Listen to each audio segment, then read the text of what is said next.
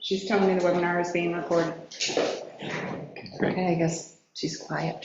She's very quiet tonight. Okay, I make a motion to open the meeting. Is there a second? Oh, what? I'm ready. Okay, roll call, please. Trustee Lickett. Aye. Trustee Lanfair. Aye. Trustee Coe. Aye. Trustee Marshall. Aye. Mayor Palmer. Aye. Motion passes. Is there any board member who has a conflict of interest or anything to disclose regarding items before us this evening? Do not. I do not. I do not. I do not. I do not. Okay, with that being said, would everyone rise for the Pledge of Allegiance? Oh, wait, before we do that, for the pledge, sorry. The meetings, yes. Oh, yes. Meeting compliance certification. I have my This is papers tonight. important. And then we'll do the pledge. And I might ask our scout who's here to lead us in the pledge.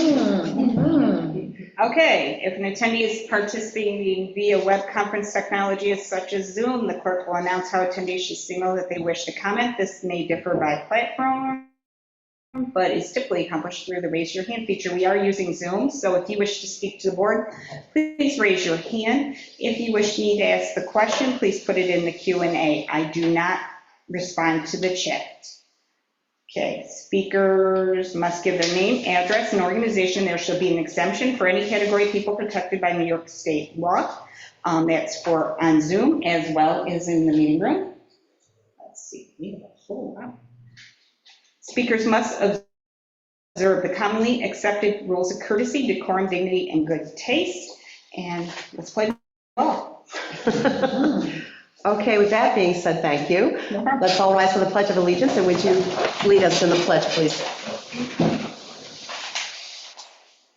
I pledge allegiance to the flag of the United States of America, and to the republic which stands, one nation, under God, indivisible, with liberty and justice for all.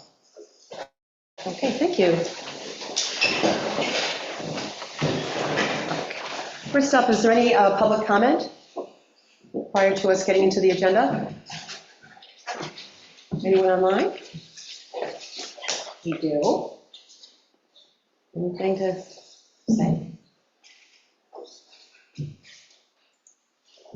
Since I'm taking up 3 of the entries. Nope, Okay, we're good to go. okay, thank you for that. First thing up, building inspector's report. Anything for Mr. Law? Or anything you'd like to say? There were a couple items on there that just need to be kind of dealt with tonight in regards to fees. So do we need to, Jeff, this is your question, there was a special permit due to a zoning restriction that Steve had to let them know they couldn't do. Do we have to name the applicant or name the person in order to waive the fee? Or return the application fee? I think you can name the property. In the property. Okay, and the property was Storage, storage? mini storage, Pittsburgh mini storage. I had them apply for a special use permit, they paid for it, but then realizing in the code that they actually can't get them, so Okay, I would like to refund their application fee. I'll make a motion based on the conditions referenced here by Steve Law to return the application fee for the special permit for the storage, mini storage. Pittsburgh mini storage. I second. We have a motion and second. Roll call, please. Trustee Marshall. Aye. Trustee Lanfair. Aye. Trustee Coe. Aye. Trustee Lickett. Aye. Mayor Palmer. Aye. Motion passes. Also, I'd like to make a motion to waive the application fee for the proposed sign project to the Arboretum done here by local scouts. I'll second. Pending approval. Pending approval. Okay. Well, actually, even if you're denied, we'll waive it. Either way. Trustee Lanfair. Aye. Trustee Lickett. Aye. Trustee Coe. Aye. Trustee Marshall. Aye. Mayor Palmer. Aye. Motion passes. Okay. And Steve, could you just make for me a general comment? There's been just some discussion. Could you make a general comment about the use of trucks in the community and the use of things like metal versus wood flashing? And just broadly speaking for residents when they go to do a new roof or they go to do a new porch, what's the process by which they could use different materials generally? They would have to get acceptance from the Historic Preservation Board to do anything other than wood. Other than what was already there? Correct, it was pre-existing, you can, in kind, replace, but if you want to do like grab your fascias or trim, that has to be approved by the board.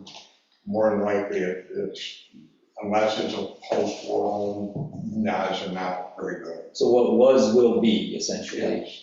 and it'd be like kind of material, and that's for pretty much everything in the village. Okay, So thanks. I have an additional question to that. So if somebody wanted to, and you're thinking of trucks, we're talking about trucks, that type of material, if somebody wanted to put a deck off the rear of a house and use trucks, would that still apply if it's out of the public eye? No, Will depend if it's visible. Visible, if it's visible from any public. Okay. Okay, so there could be that exception in that, potentially in that instance. The Okay, visibility there other than. right, this is the view from the public. Okay. And kind of, and to clear something up, I did ask him to replace the front steps. You did? And said no. Can we talk, He gave them, but okay, we can talk about that offline. Okay, thank you. Anything else for Steve relative to his report? Okay, thanks so much, Steve. Okay. Next up, the DPW report. So there wasn't an official meeting this time, because it just didn't last 2 weeks ago. So not much has changed, other than the last couple of days, there have been some events that have taken place, which I figured I'd take this time to bring you guys up to speed. Over the weekend, apparently there was an MVA, motor vehicle accident, in which someone was driving down South Street and decided to, instead of taking the curve to the intersection instead of the light, to drive through the lawn in front of the ball field entrance and completely obliterate the Village of Pittsburgh sign in the garden that's over there, and then exit out onto East Jefferson. So we brought everything back to our shop, and it just so happens that we have Sign Language, who is the company that originally made the signs for the village. They're going to be coming through tomorrow to do a tour of the marquee board, some of the other signs around the village. This was planned, but it just so happens that this destruction happened at the same time when they're going to be coming through. So it's good timing.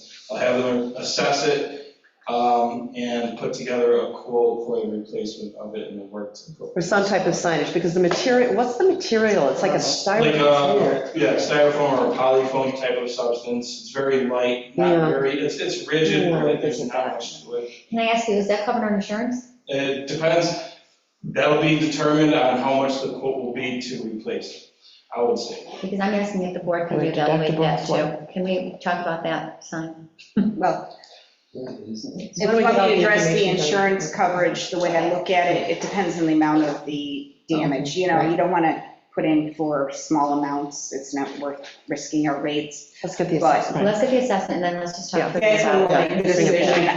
Depending on what Zach hears tomorrow, I'll put the Okay. insurance company on notice and we'll see. All right, thank you. Okay. Didn't catch it? Nope. Didn't catch it? No, so I have nobody to go back to.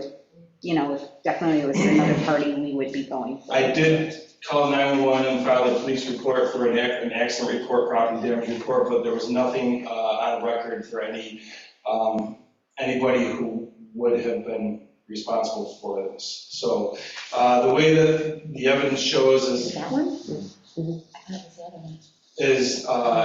it looks like it barely stopped the vehicle in its tracks and it just peeled up into the road. Just went through it. Yeah. No debris left behind by the car. I can only hope that the 6x6 is hard enough that it's cut off the airbag too.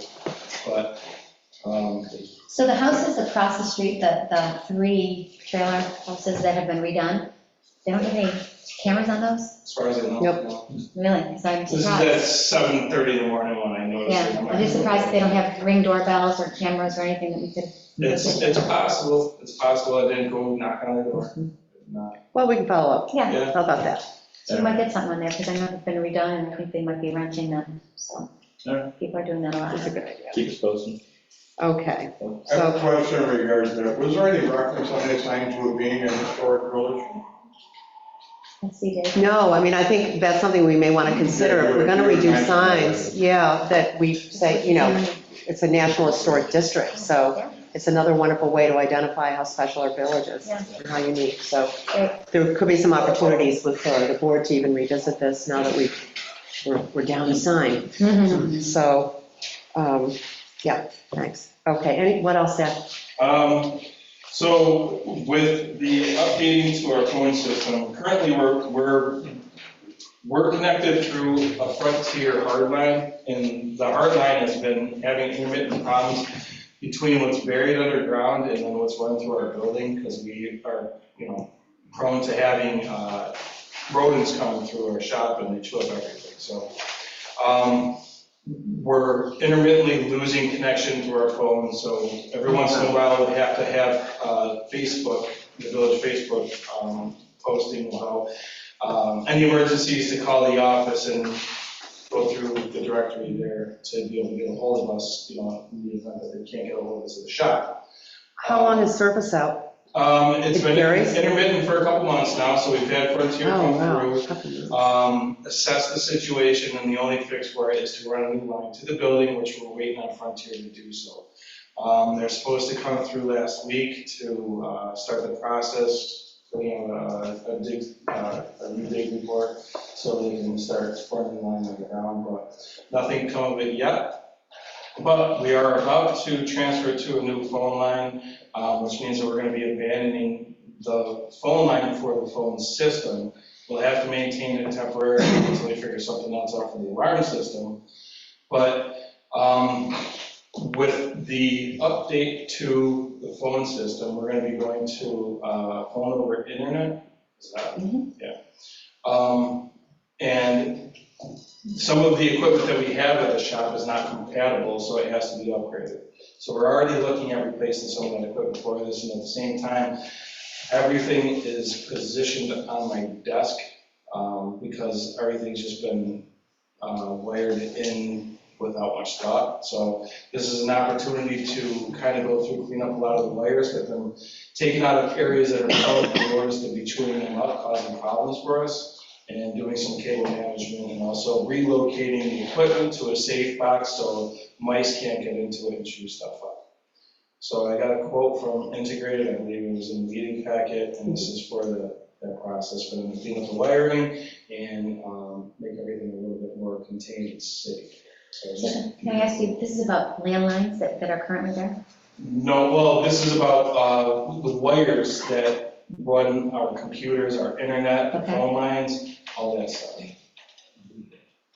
Well, this is consolidating everything and Consolidating doing everything drops, into one place. new wiring, Yep. essentially doing an upgrade to current standards? Yeah.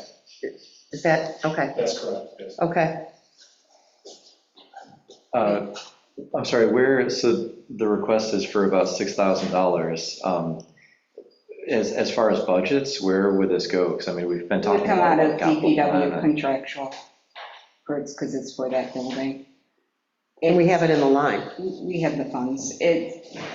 He's lost internet, he's lost phone. I mean, Yeah. they shouldn't be down at the shop. I mean, Yeah. it's kind of like our situation here when we did the rewiring was almost better. They're probably even further behind. And we're essentially a barn down there trying to function, but this will help us kind of control some of the problems that we're having. Yeah, Dave? So one of the things in the capital plan is the DPW shop offices, right? Converting the existing loft area into 2 offices. And we said there's $20,000 that we had sort of pegged it at. How does this project, okay, apply to what might come next? Or because we don't know what's going to come next, we're kind of putting some of the solutions a little bit ahead of schedule. I mean, can you do them at the same time, and might that be better? Right now, as far as I understand, the offices have not been given the go-ahead yet. That's correct. We'll wait We're for the working plan on from that, you so guys on that. That's This right. is something that would still need to take place regardless, as far as I'm concerned, because there's still issues that we're trying to deal with. So this is going to be an issue whether we do the offices or not. And where I would have everything relocated to would be a central point that would be in one of those offices if that were to happen. So said another way, if this 6,000 is spent, it's fully capable to expand out into anything you do next. Correct. Well, I mean, you'd have to rewire for Ethernet the new offices anyway, so you're going to be touching this. I guess I had, as I'm looking at this, I wonder if we're looking for a short-term solution that the mice won't bother, why not get a Wi-Fi access point and use it to connect the current? I believe that would be dropping Wi-Fi access points in as well. But if you do that, you don't need to spend $5,000 to run all the cable. Well, You we probably just still have would to need the run around. router to be positioned somewhere in a safe spot. So where the box would be that would house all of this stuff, all the wire would be run to, is in one of those offices. So if we do end up remodeling and putting offices in the spot, running wire, it wouldn't be much after that point because it's centrally located to where those offices would be, so it'd just be much easier to do so. I guess I don't really, given that the majority of the DPW, as I understand it, is in the field and not on computers. I think we've got a couple people who might be on computers. Maybe there's a couple of phone calls. I'm having trouble understanding the need for $6,000 of wiring if the office remodel is also coming up. I would just ask for a proposal. If the wiring right now is flaky, I would just ask for a proposal to get a new line in, one Wi-Fi access point that all the computers connect to for the time being. That would cut the wire install from like $4,600 to like $500. And Well, then, we currently have it. That's what we have currently. okay, maybe we need a new access point or something. If that's causing issues. I guess I just don't, I feel like this is overkill for what we're looking for. And I guess maybe we can talk offline, Zach, and think about it. But I don't really, especially given that there's a possible upcoming office upgrade, I'd like to better understand why we need a $6,000 wiring upgrade at this point. Justin, if I'm not mistaken, if you went out there, you'd have a pretty good understanding. Yeah, I originally thought this was something for Village Hall, but I'm happy to go out there and take a look, Zach, and see if there's something that we can do, given the future plans to the facility, that would be able to better scale into those designs and solve the problems we have right now. I think at the end of the day, you need a phone and you need internet We're access. emergency We have to have it. responders. So let's make We that need happen. phones. That's what I We need said. something- Yeah, that's what I said, so you We need a phone, you need a phone. They run the you need village. accessibility. Wait, don't, Agree don't with wait. both of that. But can we do it for less than this? So let's figure that out. Yeah, let's- And There's let's- always something to be done in a lesser fashion, but Mhm. for once, we just take an opportunity to do something the proper way. I mean, this is professionals coming in to do something. Zach, I don't think that you can say that for once. I think that we're doing, over the last, since this budget Everything- process, I think we've been doing a really good job of No, going over I- and above what people have been asking. I'm sorry, I'm just saying that, I think we've got to step back a little bit. From the time I started here in April, we've been asked for lots and lots of money. We're going through a budget process. We're going to ask the taxpayers for a huge tax increase, to me. I live in the village too. So I think we need to step back for a minute and let's just reevaluate whether we can do something a little bit less expensive for our taxpayers, okay? Yeah, Let's just- I let's suspect we just can, move and on. I'd be happy to go down there, and maybe I'm wrong, but let's take a look together and see what we come up with. Okay, so that's an action item. You guys are going to set that up. Yep. And sooner than later, because you're losing service off and on all the time. Absolutely. Remember- There are times when you can't get any calls, you can't get any internet, there's nothing. So. And do you have a cell phone? That's a concern. Cell phone backup? You have cell phone backup? I have a cell phone. Okay, so if there's an emergency, somebody can get in touch with you by cell phone backup, correct? No, it doesn't function like that. Okay, so you have no, There's an emergency line. There's a system in place okay, already. right? Yeah. So it's not cell phone generated, it's landline generated? Okay, so maybe we need to look at that. That's some other kind of emergency. The problem is Frontier is down. It's on Frontier, they're aware. The new system is voice over internet, which the board approved. We are connecting the DPW into the Village Hall system. Right now, there are problems with doing that because of the wiring issues. So they're just down. They're So just do we down. have, but do we have, we've got DPW radios, do we have one in Village Hall? No, well, we have a radio, but it's 35 or 40 years old. I mean, if we've got an extra radio and it was Right also now, radio what up we here. do, we're posting to the website That's and. during operating hours. Yeah, but we're talking about the operating Posting to the website. We're posting to the website to contact the hall. We're contacting DPW for emergencies. We have the emergency line that clicks in when we're not here. So we are trying to handle all the calls, but it is very intermittent down there. Is it ideal? No. Yeah, I would just suggest that if we've got a set of radios down at the DPW building, we have one in the village hall as a backup, so that if it is during business hours. I'm not sure how that would help us function any better. I mean, what's the difference between them just calling our cell phones and that? Well, But if that works, it's great. Yeah, we're just. that's during Okay, this operating is- hours though, because Yeah. there's a lot that happens outside of operating hours that we are being responsible. Absolutely, absolutely, because frankly, you're responsible for the village 24/7. Period. End of paragraph. We all understand that and appreciate that. So the action item is you guys are going to Yep. follow up on that. Maybe you can show trustee Lake at the radios, all of that equipment, Sure. just so everybody kind of is on the same page going forward. And then the expectation then, it would come back to the board with a recommendation. Yep. Okay. When's Frontier gonna fix the cable in the ground? It's Frontier, hopefully soon, but it's hard to say because them putting out a work order does not always, happen quickly. And it's been several weeks. Yeah. Already, yeah, their mean time to repair is Yeah. a little dicey. Okay, what else, Zach? So over the weekend, there was a call, actually this came in yesterday, at a resident on South Street had an issue with sewage backing up into their basement. And so they had a plumber come out and camera the line from the basement out to the road. And noticed that there was a break in the pipe. So we went out today with a camera to camera the sewer main and noticed, there are some issues, but nothing that would be anything that would cause blockage on our end. Excuse me one second. When you said breaking the pipe, is that with the lateral or on our pipe? Well, the way that it was said to me was that it was the pipe, it was the main that was broken. Breaking the main? Yes. But there's no indication that there's a break in the main. There's a couple What about spots that other could be residents? suspect, but nothing that's going to cause any issues currently. Nothing that can't be sorted out pretty quickly in any future need. But the issue right now is the homeowner was questioning who's responsible for replacing the damaged pipe in the sewer lateral from the house to the road. So I guess the question is, and kind of explored a little bit into the policy about this, but from the right of way out to the road, which is now you're on the public side of things, but you still have a private connection going out through there. If the property owner has an issue with their pipe, are they responsible for digging up sidewalk, curb, gutter, road, making that connection again to the sewer main, wherever it might be in the public right of way, and then all those costs that would be associated with that is what we're trying to get to.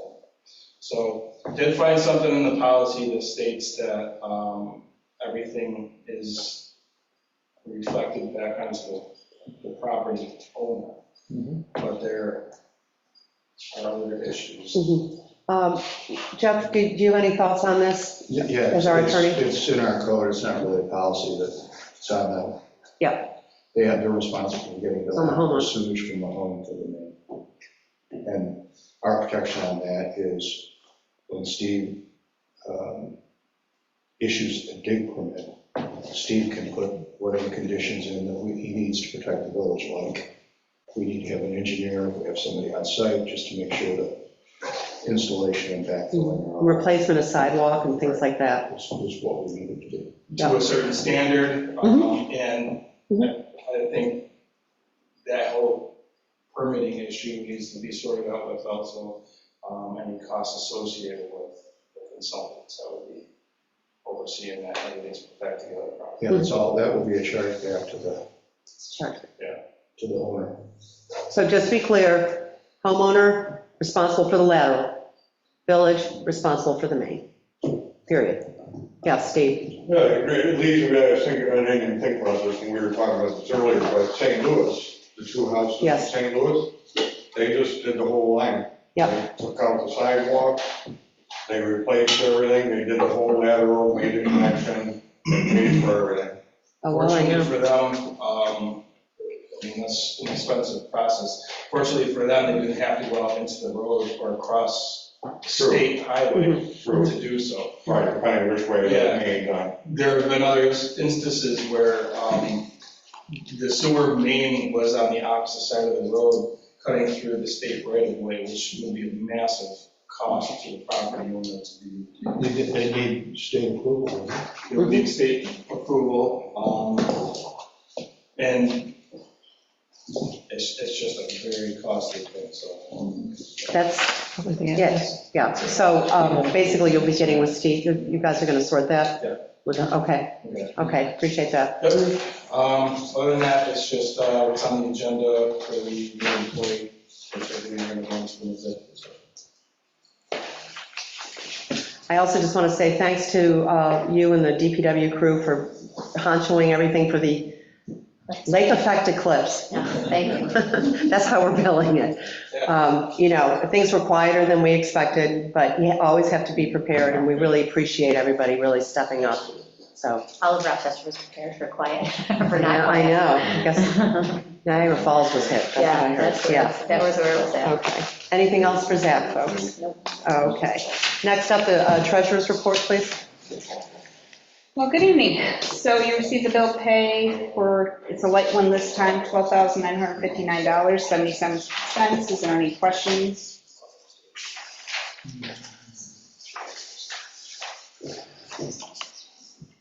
Otherwise, a motion, please.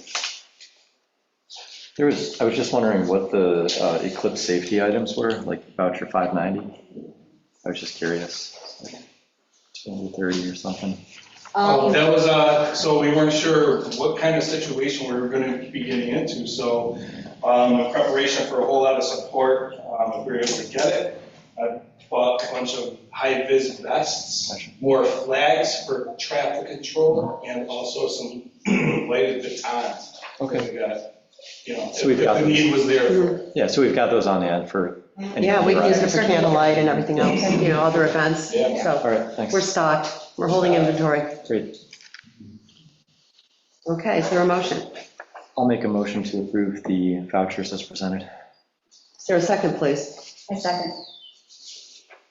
Okay, trustee Lanfair? Any All right. questions? Dave, do you have a? No, I think, Is it a second, but I beat him to Oh, it. yeah, you hopped on it. Okay, trustee Coe? Aye. Trustee Marshall? Aye. Trustee Lightgev? Aye. Mayor Plummer? Aye. Motion passes. Okay, next up. So, Village Hall Fiber, we discussed this, we were gonna go with Crown Castle, everything looked hunky-dory. Crown Castle came in to look at the connections, get us all set up for installation. They decided to install fiber to get to the Village Hall would be about $60,000. So even they said, thanks, but no thanks, and we said goodbye. So the best quote that came in after that is Spectrum, so I just need the board to authorize me to move that recent approval for Crown Castle to work with Spectrum, so. Just to switch to the Spectrum We got to switch contract. suppliers. And we all It's not gonna- had gotten that in the packet prior. Yeah. You know, when we Yeah. looked at everybody. This is just something they should, to me, the company should have done their homework ahead of time. Yeah, that's shocking, really. That was, yeah, wow. And so Spectrum, there's no, Spectrum problem, no construction costs, no issues. okay. Well, they're in the village and, you know, they're already here. So did we get a quote from Greenlight? Greenlight is elusive on that. We got quotes on First Light, Crown Castle, Frontier. There was There's another, another First one. Light, did I say that? There Yeah. was another company.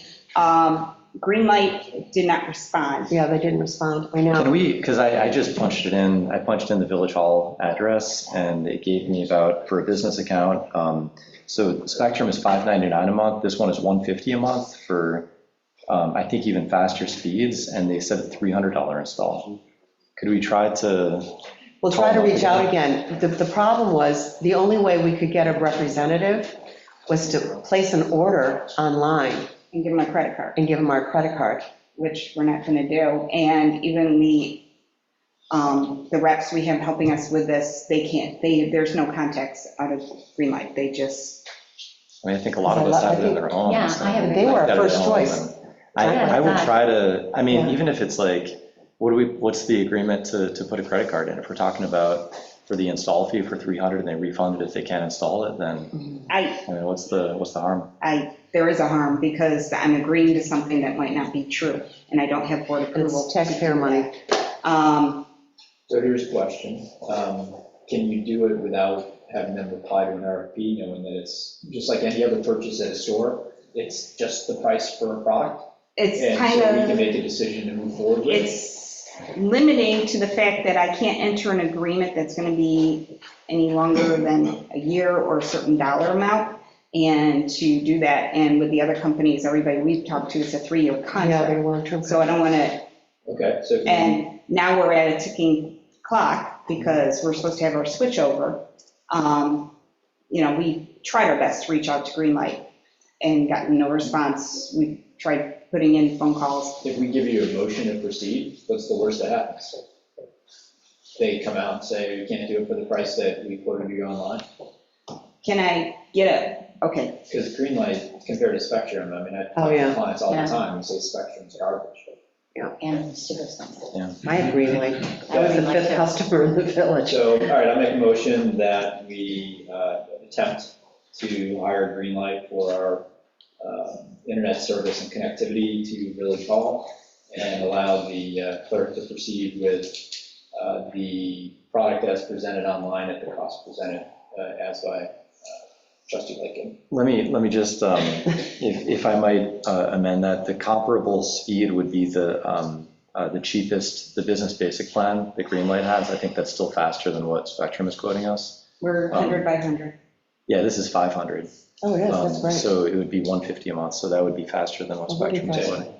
So make a motion to direct the clerk to proceed as discussed. Second. Okay, we have a motion, second, roll call.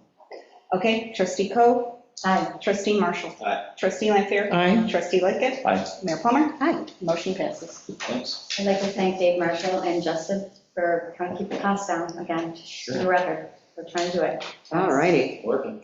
What Okay, else? real quick, this goes off, it's not on my item, but I really need direction for the board. We have the Deer Fund that's been around with the village for many, many years. It started out in the early 1900s as the Poor Fund.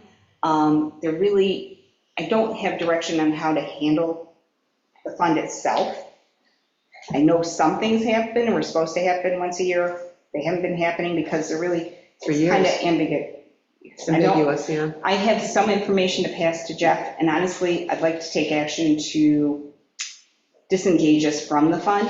It's $5,600 that's in the fund, Yeah, what's it and for? the way it was being handled, we were giving $100, is my understanding, to food cupboard every year. So at that rate, we'd be doing it for a bazillion years, and I don't think that's really a good Yes, yes. process. It's more time to take care of the fund than it is that we're, so I just want Jeff to take a look and see if there's a way. So the history of the fund is that it was established in the 1900s. I mean, it's way, way back, and it was called the Poor Fund for any resident that really was indigent or in need. Yeah. So it's a possibility then, based on the research, if we direct our attorney to do so, working with Dorothea, would be it's $5,800. Would there be a way for us potentially to dispense that locally, food cupboard, Pittsburgh Youth Services, that kind of thing, just to take a look at that, Just to dissolve it. because it's $5,800. Can we create a matching type grant up to a certain dollar amount, maybe 500, for residents who need to do work on their home, but based on our historical preservation requirements, it maybe is price point a little steep for them, and give some sort of matching ability to do that rather than just give it away? I don't know if that falls within the gifting clause and. I'm looking at it all to answer that question. Let's take a look at it. I'm Look just, at all the Let's parameters. look at some ideas. how can we constructively reuse it for people of need in our community? I just want direction to be able to give it to Jeff to look at. Yeah, so if we can use it as an incentive to move some things forward that may not be up to code or where we'd like to be. from I just figure there's got to be a better way of dispensing. Some way I to That dispense isn't it the properly. way it's been, and it should be dispensed. So we have the legalities to it. Okay, so the action is to direct Jeff to take a look at that. See what we do. Yeah, sort through it, come back to the board. Can Okay, we have a motion on that? motion, is there a motion, please? Make a motion for Jeff to investigate the Poor Fund to see what flexibility we have in redirecting those dollars. My second? The gear fund. Gear fund. Is actually, Yeah. Okay, trustee Lightgev. Aye. Trustee Lanfair. Aye. Trustee Coe. Aye. Trustee Marshall. Aye. Mayor Plummer. Aye. Trustee Mold. Is it pre-owned? Thank you. Thank you, I'm done. okay, that's it for you.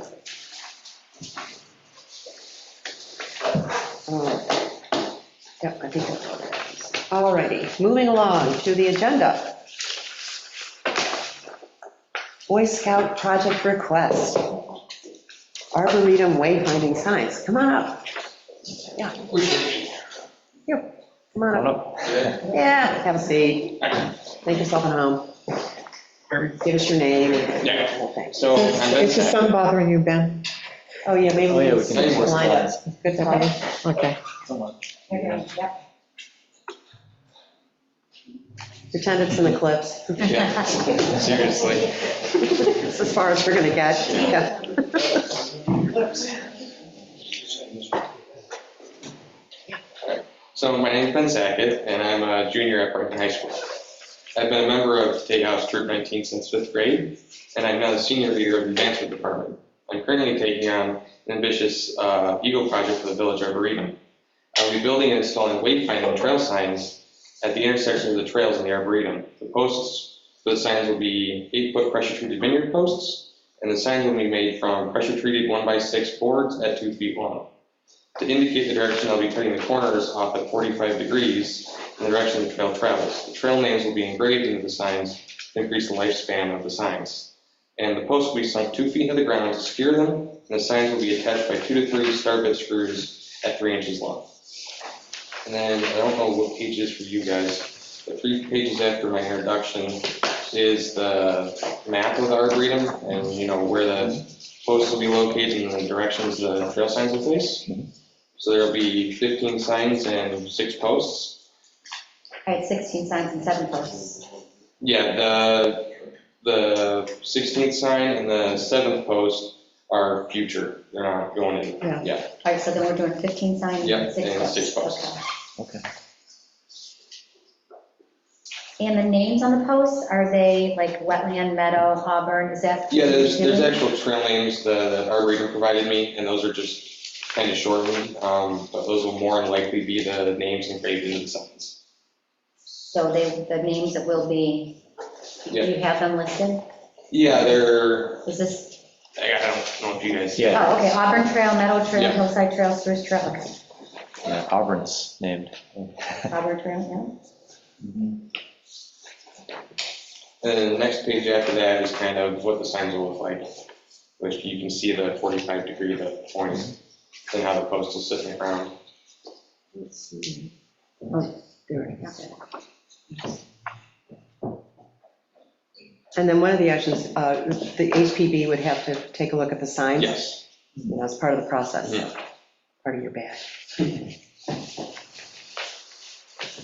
If the wetland overlook might have too many letters to fit in the same font size, are you going Yeah, to shrink down maybe I'll wetland? have to adjust it so everything works out great. So I would sooner have you adjust the name to just wetland versus shrink the font, I think. But let the HPB decide that. Yeah, thank you very much. This is exciting. I haven't really, I mean, there's no way to tell which trail you're on right now. So, Yeah. you know, I've used a GPS app and that kind of stuff, but that's kind of a pain in the neck. So I think it's going to be really good to have some signs there. I was just wondering, I wasn't clear on what this stretch would be, like between the Meadow Trail and the Spruce Trail. Oh, yeah, Is this like the northern part of the South Trail? That or- should be the South Trail. That's the South Trail, but the part that, so there's a part of the South Trail that would be future, but we would also Yeah. call this the existing Yes. South Trail. Okay, That's cool. the same. That's fine. I mean, I think future boards could have discussion about, you know, different names, but I think some names, I think these proposals are great. And, you know, I don't have any problem with anything that's been suggested. So I think it would be a very positive improvement for the park. So the first, coming in from A, the first marker you'd see would be B, right? Yes. And then coming in from the Auburn, the first marker you'd see would be F. And is there something, was there something there underneath the purple? Yeah, there should be, I don't know what that A, is. B, C, D, E, F. Is It's it blocked a out a G? bit. Maybe that's a G? Gotta be, yeah. No. It's the only one that's left. All right, so you may have a trail there for G. Yeah. And then H we wouldn't put in yet, but Yes. everything else would be there. Yes. Will you make enough to have in reserve that you could, for example, create one that says South Trail? Yes, yeah. I And plan then on just doing that. like put it in storage Yeah. somewhere? Whatever that may become in then, but, okay, this is great. Yeah, that's awesome.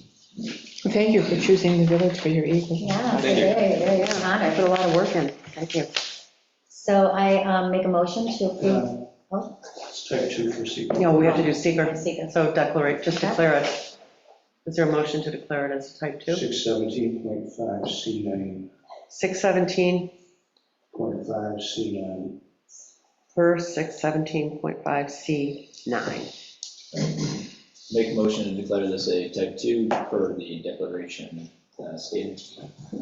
Second? Roll call, please. Trustee Lampier, Aye. trustee Lightgev, Aye. trustee Marshall, Aye. trustee Coe, Aye. Mayor Plummer, Aye. motion And passes. there's a hand in the audience. I just want to clarify that the reference to H was the possible future trail. Yeah, it's just the idea of having it, just in case it Yeah. comes with something, rather than going out and trying to get it redone. Yeah. Great, thank you so much. Okay, and then, Oh, now we're gonna make a motion. Okay, I make a motion to approve the Boy Scout project for the Arboretum wayfinding signs. Do I have a second? Second. Discussion? yep, back to the board. Lily? Should we identify how Ben is to correspond or communicate with the village hall regarding timing of, when the post might go in, when digging might happen, when you might have volunteers Yeah. helping you in the arboretum?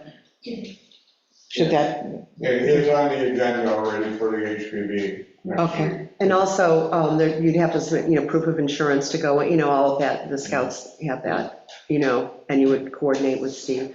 all right, so Steve will be the point person, and Steve will be the person that you, if you have a question or concern or would like to, Do you have Steve's information? I do not. Okay, you can get his card. Mom does. Mom's got it. Okay, great. This is the building inspector. Mom knows him. okay, that was my discussion. Okay, trustee Coe, Aye. trustee Lampier, Aye. trustee Marshall, Aye. trustee Lightgev, Aye. Mayor Plummer, Aye. motion passes. Great job. Thank you. Thank you. Thank you, Ben. There you go. Thank you. Okay. Next up, Holiday Hops. Thanks, have a great evening, everybody. Good night. Bye. Hey, take care.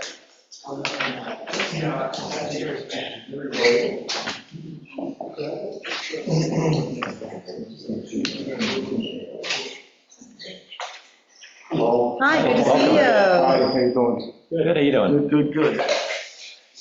Thanks for closing that. Yeah, well, that's- So, here we are. Another year.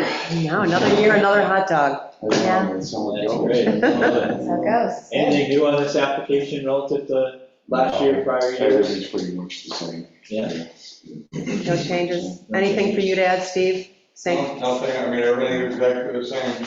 Yeah, drilling and grilling. great. Looking Well, for a May 1st, so I Yeah. think that's what we did last year too.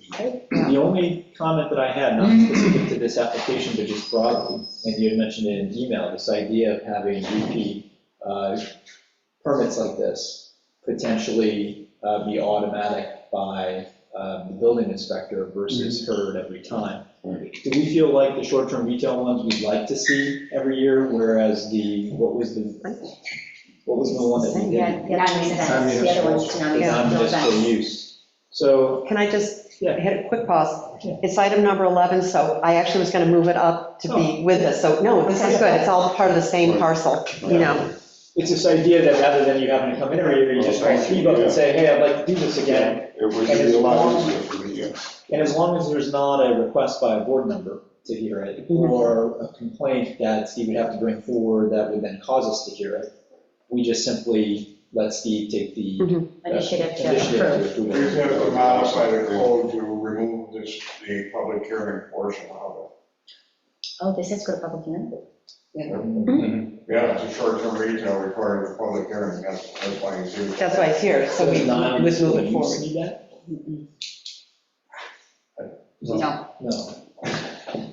No, okay, so then it's not to us. But I think- Then it's the public hearing. I think the question is, does the board want to hear the first application, have it go through the process and the public hearing? It's when it's the repeat, I think is where it is. Well, that's the amendment, it's the repetition. Amendment to the code saying, repeat of an exact function, does not require public hearing. Yeah, Because right now, the action tonight is to move this to public hearing, right. which, here we are, so we would Right. want to do that. Yeah. So the question is, do we, Well, let's get this set Yeah. up first for Okay. the applicant. Make a motion to move this to public hearing on, What's our date for that? Right, but Steve had some comments on that too. I don't think so. no, this is, this is, Comments? No, it was about the timing. The timing? Yeah, that. He doesn't need, they don't, it's only the special use permit under that requires that notification. 7 days notice? That's special use permit, he's not a special use permit, he's a short-term retail.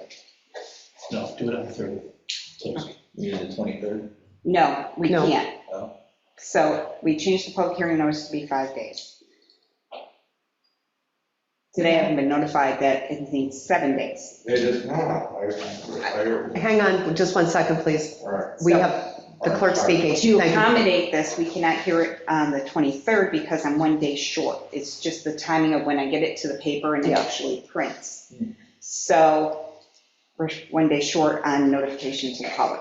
So to accommodate, because I know Charlie's wants to open on May 1st, we have a special meeting we're gearing up for the adoption of the budget and the organizational meeting. So it's an opportunity to get him in on the 30th so he can open on May 1st. Why Otherwise, would we do that? we're Okay. tabled till May. But can I have the board authorize this to be posted at the first legal meetings? That way, if there is something Jeff and Steve can work out, Yeah. that he can show up on the 23rd, Mhm. that we Okay. can resolve it that way. That way I have a little bit of leeway in the posting. So make a motion to move this to a public hearing and a date to be, 23rd, on the 23rd that's what you want to do, and then they'll of adjourn it April. to. Okay. wait, so we're Well, saying, can't we say first legal date? We have to have a certain date, don't we, in time, for public hearing? Push it. Or the 23rd or 30th as per legally viable? Why don't we just schedule 2? Okay, yep, Steve has his hand up. I'm going to rescind my previous statement, because I do believe she's correct for this situation because of the public hearing. The code that specifically called out 5 days is for special use permit, does not include the short-term retail, so. All right, we're back to April. Saying it is a 7, I do believe she's correct for the 7 days. Okay, thank you. Subject to my looking at the rules. But we'll sort it. How about the 23rd at 6 o'clock, and if we can't hear it, then we'll just push it to when we can. And we'll pick some date that. Let's just pick the 30th. or 30th, Or the, Let's just If pick, not. because we know that's a Oh. date. Okay, not We the know we can do 23rd? Meeting, hang on. can we do the 30th at 4 o'clock rather than another evening meeting? Yes. Just keep them short? Yeah, because we're don't doing you the have, budget, we're don't you doing the have a meeting budget. on the 30th? Yeah, we're We doing, have a meeting on the 30th. The board agreed to have the organizational and the adoption of the budget on the 30th. At what time? We hadn't set a time, so if you guys want to start earlier, that's great, we can do that. I need direction from the board. I would like to start that meeting early, like at 4, like we've done our other budget meetings if we can. So it's not on the calendar online right now. Right, because they haven't set up. We never set a time. Got it. So what do you guys think, 4 o'clock? 4. 4:30? 4 o'clock on the 30th? 4 o'clock? I'd like Justin, 4. can you do 4 on the 30th? Or is 4:30 better for you? I can come in here at 4 o'clock. 4 o'clock on the 30th? Charlie, what day are you hoping to start? On May 1st. Yeah, that's why we want to get it moving. Like a Wednesday or something, I believe that falls on. Can We're good, okay. can you also delegate Steve to come in so you don't have to? Can I do that so they don't have to come in? Yeah, I think so. Do you need to just sign something? Yeah. Or send an email. You can always do that. It just depends if you want to be Yeah, I here. can swing in. The way I handle it is that Charlie's going to ask us to make this in his absence, for the board to deal with it in his absence. They can sort that out All right, offline. let you guys do Yeah, that. they can sort that out offline. Is there a motion? Do we have a motion? I make a motion to move this to public hearing for April 30th at 4 PM, or it's 4:30, should we say, for the publibc hearing? If you're going to open me at 4, might as well do 4 PM. 4 PM, okay, 4 PM. That way you're in and out. Second? There was a second? There was a It was second. seconded. Okay, So she's writing and then roll call. Trustee Lampier, aye. trustee Marshall, Aye. trustee Coe, Aye. trustee Lightgev, Aye. Mayor Plummer. Aye. Motion passes. Okay, we're moving along. Yeah. Yeah. We know spring is here because you come in. I know, me and the Robins, right? That's right, yeah, just like the Robins, And absolutely. Rocky says thank you for his dog visit. Oh, wonderful. Cool. Have a wonderful week. Thank Take care, you. too. Okay. One call the CEO or not, just. Yeah, let's continue that. So what's item 11, just for anybody online, we're moving that up next on, after the holiday hots permit. We're just moving it up because it's sort of all part of the same Yes. discussion anyway that you initiated, so thank you. Yeah. So this is the decision to instruct Jeff to write an update to the code such that short-term retail permits are, when they're the second one, like a repeat of the prior year. Renewals? Renewals, thank you, Renewals, renewals. Renewals without changes. Without changes. Or complaints. No complaints, and at the request of any board member. So any board member should have the opportunity to bring this back. Not a majority, not two, just any. I'd like to, I think that's a good point, but I'd like to maybe frame that in a way that, so it's not arbitrary and capricious, that there is a specific citation as to why this board should hear it, that it's in violation of something. Do you know what I mean? Well, there's we did this in Fort Lauderdale, and so, in other words, if certain criteria weren't met, or if there really was a change, then the board member wishing to put that back on the agenda would cite that, so it holds up in court. Yeah, So consistent, just file a concern through me. tell me again? If, so it's consistent, file a concern or complaint through the building department, Mhm. same as anybody else would. And that would bring it to the. That way it's all equal. You know what I mean? If a board member has a concern, they would email me with that concern, and thereby it's the same as a resident has a concern for a rental. Right, and some of the concerns can just simply be addressed without bringing it back to the board, Correct, is where you're going with that. correct. But at least it keeps it all consistent. So I like that idea. So can we just say concern or, consider complaint more broadly? So express concern or complaint brings it back to the board? Then I can reference it in my report. Well, short-term retail permits expire, right? Yeah. There's time and place. So That's why they're short-term. the idea of having anybody say, bring it to the board instead of the building inspector seems like it shouldn't have any legal risk. Jeff? I think that's what we're saying, though. I think Steve is just saying he wants the process to be the same, Consistent. Keep it to always bring it back to the It's board. So administrative. if we wanted to Yeah. boomerang back to us, we would just file a note of concern with Steve, which would be sufficient grounds to say it comes back to the board. Okay, so that concern doesn't have to be particularly specific. Well, you'll have Okay. to tell. Maybe our attorney would like to speak to that. So to answer your question, I think once you have a permit, then when it comes back for renewal, it's sort of going to be a presumption that it's going to be issued unless there's some kind of change in circumstances. Right. So, to say that a trustee could just bring it back, I think that's a little problematic, because, there's got to be some reason to bring it back. You can't just bring it back to harass the guy or woman.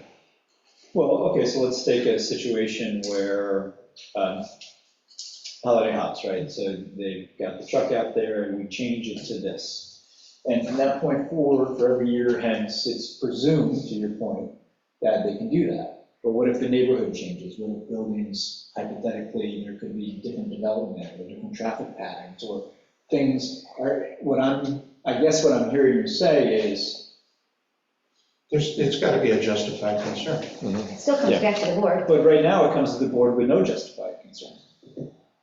It comes to the board every single time it has to Right, but happen. everybody's treated the same.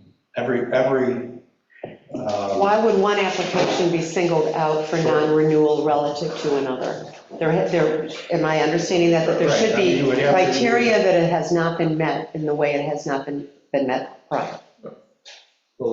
Yeah, I Lily. do. I tried to come up with an example where a trustee might have a question. And that is maybe in the number of renewals within a calendar year.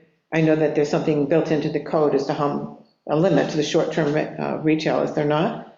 In other words, if you have it for short-term retail for 8 weeks or 10 weeks, and then your time is up, pretend, we'll use this as an example, this application is November 1st, and he decides that he would like to extend it into January 30th. So then he goes to Steve again and gets another renewal. So maybe a trustee might have a question regarding that extension.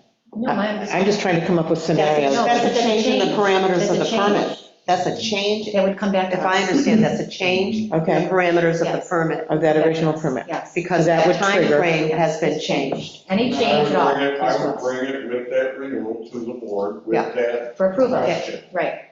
Okay. Then it goes Why back would to that board. renewal trigger? I want to And understand we that. with change. the permit filed in paper, so we have a paper trail of whatever process we choose to. Be a different permit. Yeah, Yes, Okay. it's different. different timeframe.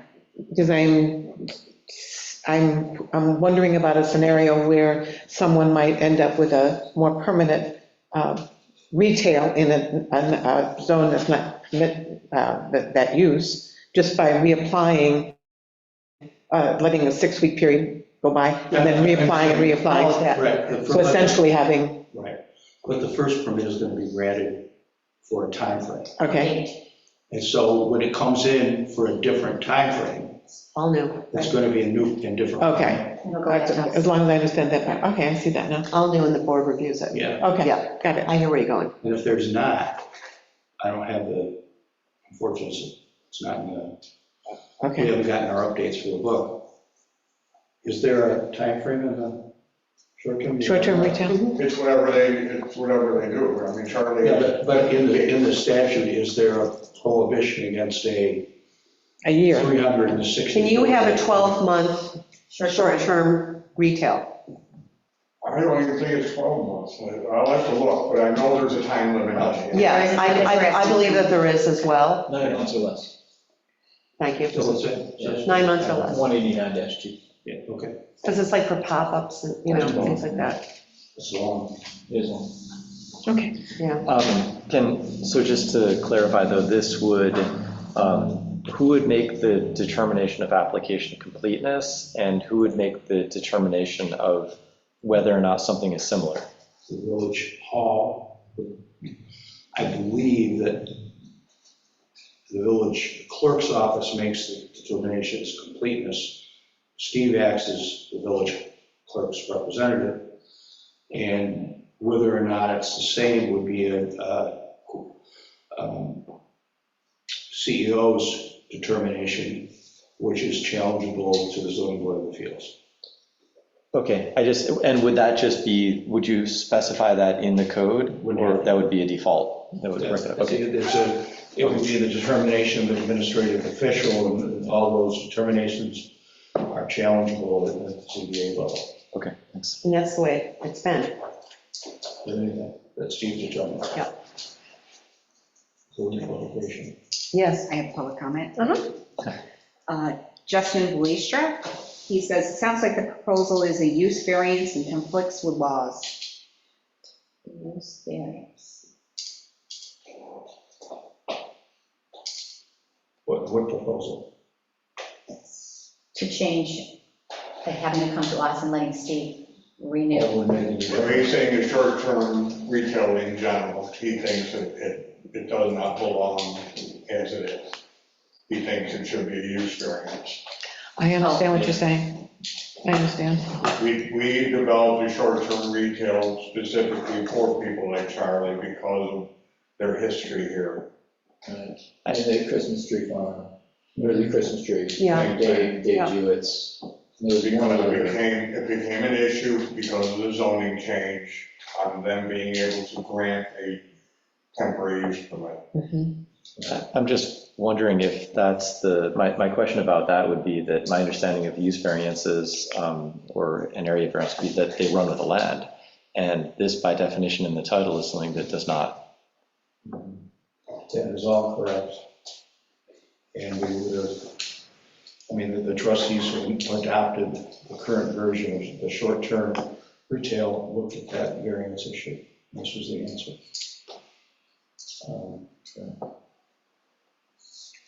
I am not in agreement that that board does not have the jurisdiction to consider this as a temporary zoning permit. Have you done any renewals for the non-municipal use since we enacted that? I've actually been working on, I had to create some stuff in the program to create a specific other permit. So yes, I did a town of Pittsburgh already. I've done the annual parade for the baseball, the book sale, and I got one more. Memorial Day parade? Or yes, Memorial. no, not Memorial. Memorial Day parade is part of the town. Oh, that's right, town. Town had 14 events, something like that, so I list them all out. Yeah, they're all. On the permit, and no, the baseball, the youth baseball does a parade, Yes. and that one I processed already. How did those things get noticed to us or the PZBA that you did those? Never did, non-municipals never got notice of the PDBA. So, and we don't see notice of that either, right, that you've gone through that? It's in your report. I can reference it in my report, ones that I've issued. Yeah. I would like to see that. So I think there's some value in that, and maybe even as part of this, if we proceed here, having it be a requirement In the report. to communicate it in your It should be. report, Yes. or perhaps even to the planning and zoning board, because they're the ones that would have to appeal it if there is something materially. No,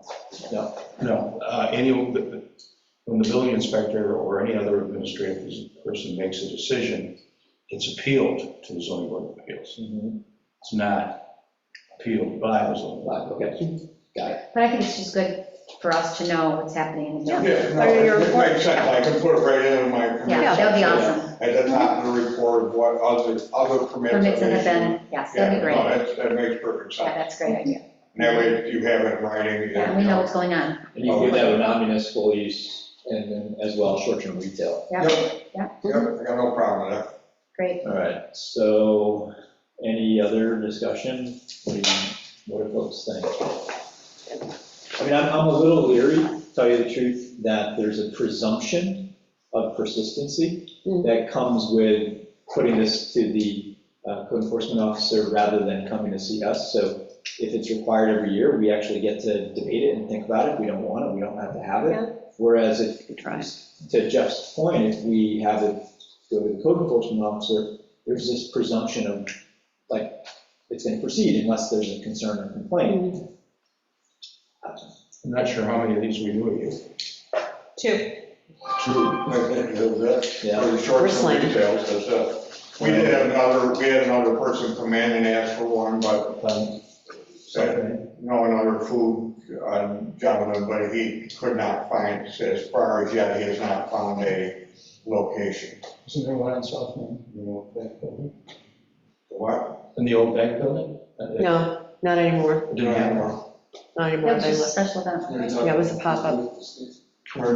Food truck. Okay. Yeah, that was a typically Two or there's three. Does anybody else share that same concern?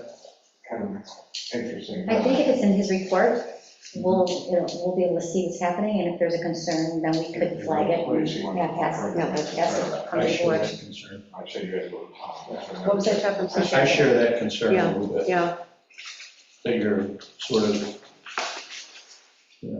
putting a stick in the ground and saying, there you go. well, we can always alter it, I mean, we could certainly try it, there's only a couple, I mean, it's not the biggest part of what you do. I don't- My preference, I think, would be to see it remain with the board. And did you feel similarly with the non-municipal use? Or is that a little bit different? It feels different somehow.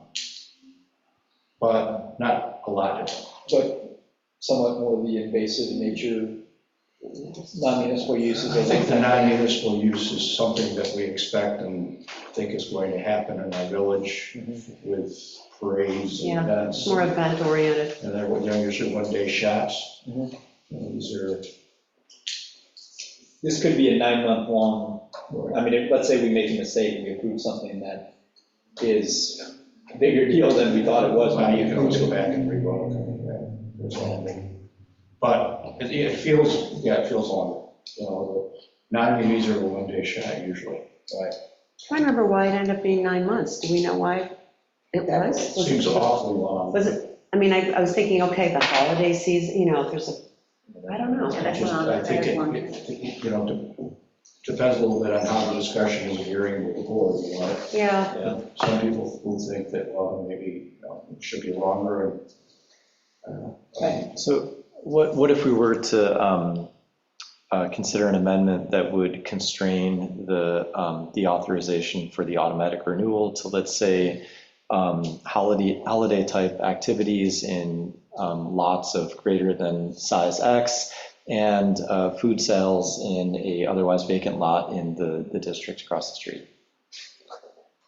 Feels a little bit like Scotland, so No. when you add the last. Sounds a little like Scotland. We just want Lots of that. greater than a certain size not occupied by a adults. few of them, I They don't only have to do one. try it out, and if you don't like it, you can always change it. I mean, I guess where I'm coming from is that, I've heard those two applications for a Christmas tree sale and for Yeah. holiday hots for 5 years now, 6 years now on different boards, and I don't care. And that's, it was a No, I mean, because it is what it is, Yeah. I know, I'm with you, it happens. It's really only two, Charlie's been here, I think this is 13th year. Yeah. And if a new one pops up, we'll know about it, because it's And going I to be a think new they one. do it. Then we can reevaluate. Okay, Comes to us. so what all you're suggesting is if we want to see it, there has to be an express concern that is unambiguous or, Defensible. yeah. I actually think that you can act as a resident and tell Steve that you Sure. have a concern. He doesn't even say who it is. And I You can know act as a this, and I resident or bring tell it back to the Steve. board. Right, and then Steve, it will come from Steve that there was a complaint, period. That's it. And then what was the complaint about? Right, well, that's, I would write it, I mean, it would be something. It'd be something, wouldn't it? If Yeah. we're looking at the code, if the 9 months is the concern, maybe that's time to amend that as well to something more compatible.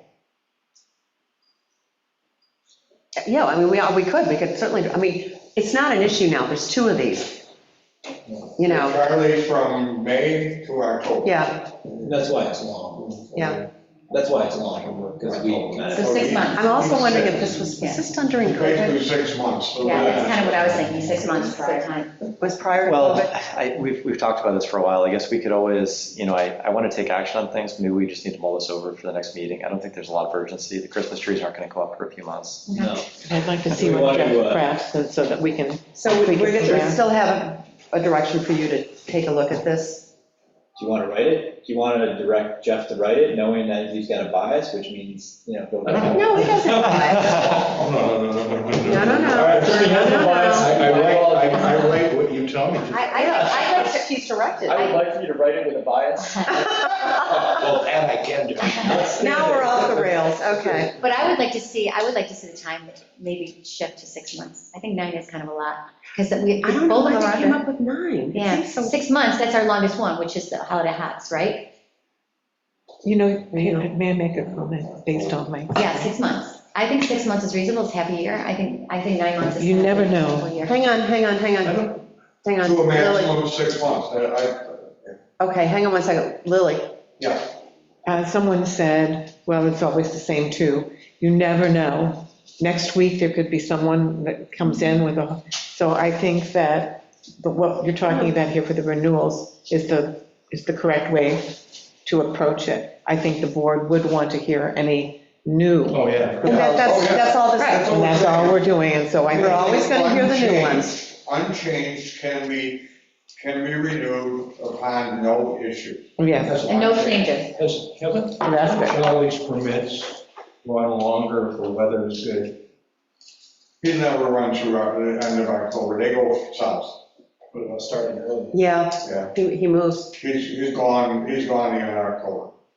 Okay. yeah. I mean, you could consider 6 months, I guess, without affecting any permits. But we're trying to solve a problem that doesn't exist. Right, That's true. You know, I mean, there's a couple of permits, they keep coming back. I'm with Justin. Really, you know, I mean, it's Christmas trees and hot dogs right now. That's the only thing, you know, anything new that comes across the transom, comes to the board anyway. Then we start to see other things are kind of shifting, maybe it all comes back to the board. Yeah, let's see. That's all. How about we just direct Jeff to write the code and then, Are we keeping 6 months or 9 months? Nine, I would just say calendar year, yeah, it's not a problem. within the calendar year. And then we can tweak it if you want. What was that? I said within the calendar year. Well, Yeah. let's leave it. Let's just, for now. Yeah. You know, we've had a big discussion on 2 recurring permits over the last 13 years. Can we have a motion on that for Jeff? Yeah, motion for Jeff, please. motion for Jeff to write code to allow short-term retail permits to be, renewals to be reviewed by Steve with many of the conditions that we just discussed embedded there. I Okay, second. that's good. Leave that. Yeah, we have a second roll call, please. Okay, trustee Coe, Aye. trustee Lightgev, Aye. trustee Marshall, Aye. trustee Lampier, Aye. Mayor Plummer. Hi. Motion passes. Okay, we're cruising now. Next up, special permit application for 5 State Street. Come on up. Grab another chair here, let's get you, I can sit back. well, either way. I'm Oh, come More on. than the answers. Moral support. Good evening, everyone. My name is Pete Reynolds, my brother Mike. We've been seeing him mostly, and How's everybody? Are you an everyone's doing uncle? great, thank you. Are you an David uncle? Boy, and yes, I'm an uncle once again. Oh, So congratulations. I'm up to 4 nephews and 2 nieces myself, so Wow. yeah, it's a very exciting day. Don't have anything other than that, then baby and mom are fine. That's great, nice to hear, congratulations. Thank you. Okay, so where are we, folks? Well, my news, I think I sent it along to the board, is that it appears, at least hopefully, we're headed to an acknowledgement by both sides, that at least for our purposes, the garbage easement exists. And that should alleviate the board's concerns about garbage disposal. However, we've got to remember, if the board is predisposed to grant the special permit, there has to be a condition that should that avenue of disposal disappear in the future, the actions permitted by the permit will be suspended until there's a new avenue of disposal. So, So I have a question. So there was an affidavit in here? no, Written up? I What don't is think that? that is It hasn't there. been signed yet. Hasn't been signed. I added some language for Brown's attorney, and he agreed, and so now it's got to get circulated and signed if it's going to be. Correct. And So that there's would- really nothing we can do until that's signed, correct? Well, you could set up a special, or you could set up a public hearing in anticipation thereof. And that's what we're seeking is that. We also have the preservation board, in 2 weeks. We're on their agenda for the approval, should we need that additional, our alternate, our plan B, if you Of will. course, they wouldn't give you your approval if you don't have a complaint. Correct. So we can't, so if you're on Preservation Board's agenda for approval of how you want to enclose it on your site, they can't give you a definitive until, because if you're going to go that way, you have to go that way, that's planning board. Planning board goes first before the HPV can grant you an approval, and you've already been in front of them for an information only, which is what the other reason you go to them, and they pretty much said that they don't have a problem with how you handle it. Am I wrong about that, Steve? Correct. Okay. So, do you understand what I'm trying to say? Yeah, and I think I had the planning and HP, You messed up? yeah, I had those switched. So. All right, so you are still looking at this in a multi-possibility way? Correct, to have, right, while we wait for Right. your neighbor to, Decide. correct, answer us, Right. one way or Okay. the other on that date for the easement, and having a plan B in place as well to Plan B gets you the cleanest permit. Plan B for us to get the permit, exactly, and getting all those approvals ahead of time to hopefully continue to move forward and Okay. have an operational business. So again, my question is, can we move this to public hearing without the refuge district, or without the refuge plan in place? He has an application to the planning board, and we have often done these kind of things in the same timeline Yeah. to accommodate the applicant. Yeah, oh, Steve, I'm sorry, did you want to? Our code requires the adherent or listening and making judgment on the special use permit prior to planning and zoning approval. That's in our code. And I have a thought on that we ought to talk about when we're done with this. Changing that? Mhm. Adjusting that? Yeah. But as is right now? As it sits right now, our code specifically states the special use permit will be administered, I don't remember the exact term, Desire, desire, essentially to desire. planners. And then you can make the special use permit contingent on planning and zoning approval. You know you guys want to move forward, so we do too. We want you guys to. So really, the action would be just to move this to a public hearing, So we can. and then all the other moving parts would kick in. And this application, because it is a special use permit, it is allowable to a 5-day notice, not the 7. Right, because it's special. Under that 210 code. Mhm. So just couple brief thoughts. So the first brief thought is, for the benefit of the community, I really hope that the property owners can work out the garbage disposal. Though I've seen the plans and it may move forward with planning and zoning and HPV, the idea of having a tote bucket sort of spaced there between the different properties, I think for the community it'd be great if you can work that out and make that happen, right? It's just I think a nicer visual Yes. interface with that property with the different, restaurants. And so that's one comment. The other one is, thanks for coming in. This is great to bring the property forward to the community. I did have a question on hours of operation. A little bit ago, I had asked to see other restaurant permits as far as their hours of operation. I think there was a comment somebody had made, maybe Jeff, it was you or somebody else, that generally speaking, the restaurants like this would have the same hours of operation as permitted by others. So what I don't know is when I look at your hours of operation, if those are consistent with the hours of operation that we provided to other restaurants in the community. Does anybody know the answer to that? Like Pittsburgh Pub. Like the pub or JoJo's or anything? Do not know the answer to that. Do we know the hours of operation? So for me, right, I don't want to extend hours of operation to a restaurant versus a bar, right? This isn't a tavern, this is a restaurant. So I don't want to extend restaurant hours, generally speaking, past what we currently have as restaurant hours in the community. Right? I'd like to know what that is. So I guess I would put that on you, Steve, as a request.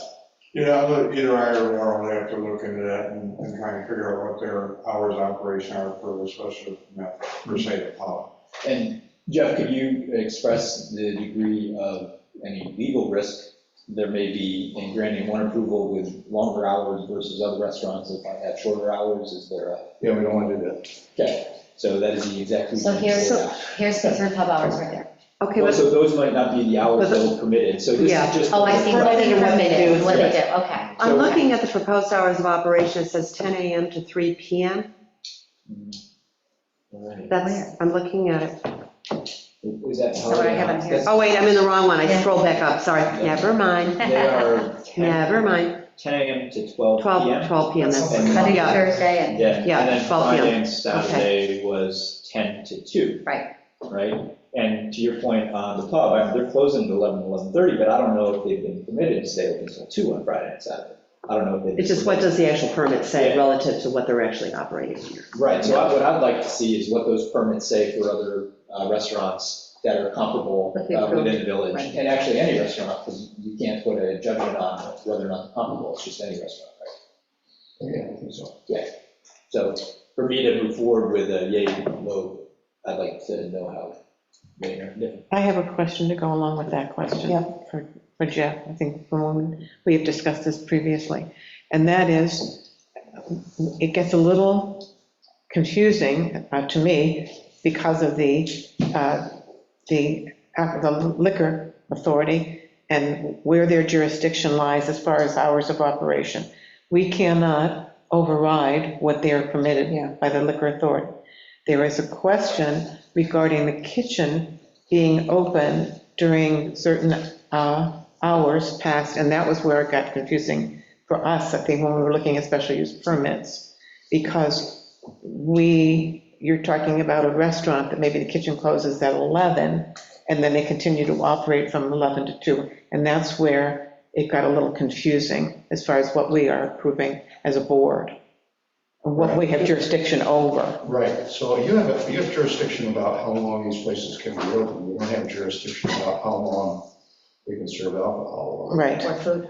Well, actually, and I know Massachusetts, and it may be true in New York State, if you, for example, if you stay, you're serving until 2 AM, you must serve food, some type of food, even if you close down your kitchen up to an hour before you close, with the alcohol That's service. between them and the local.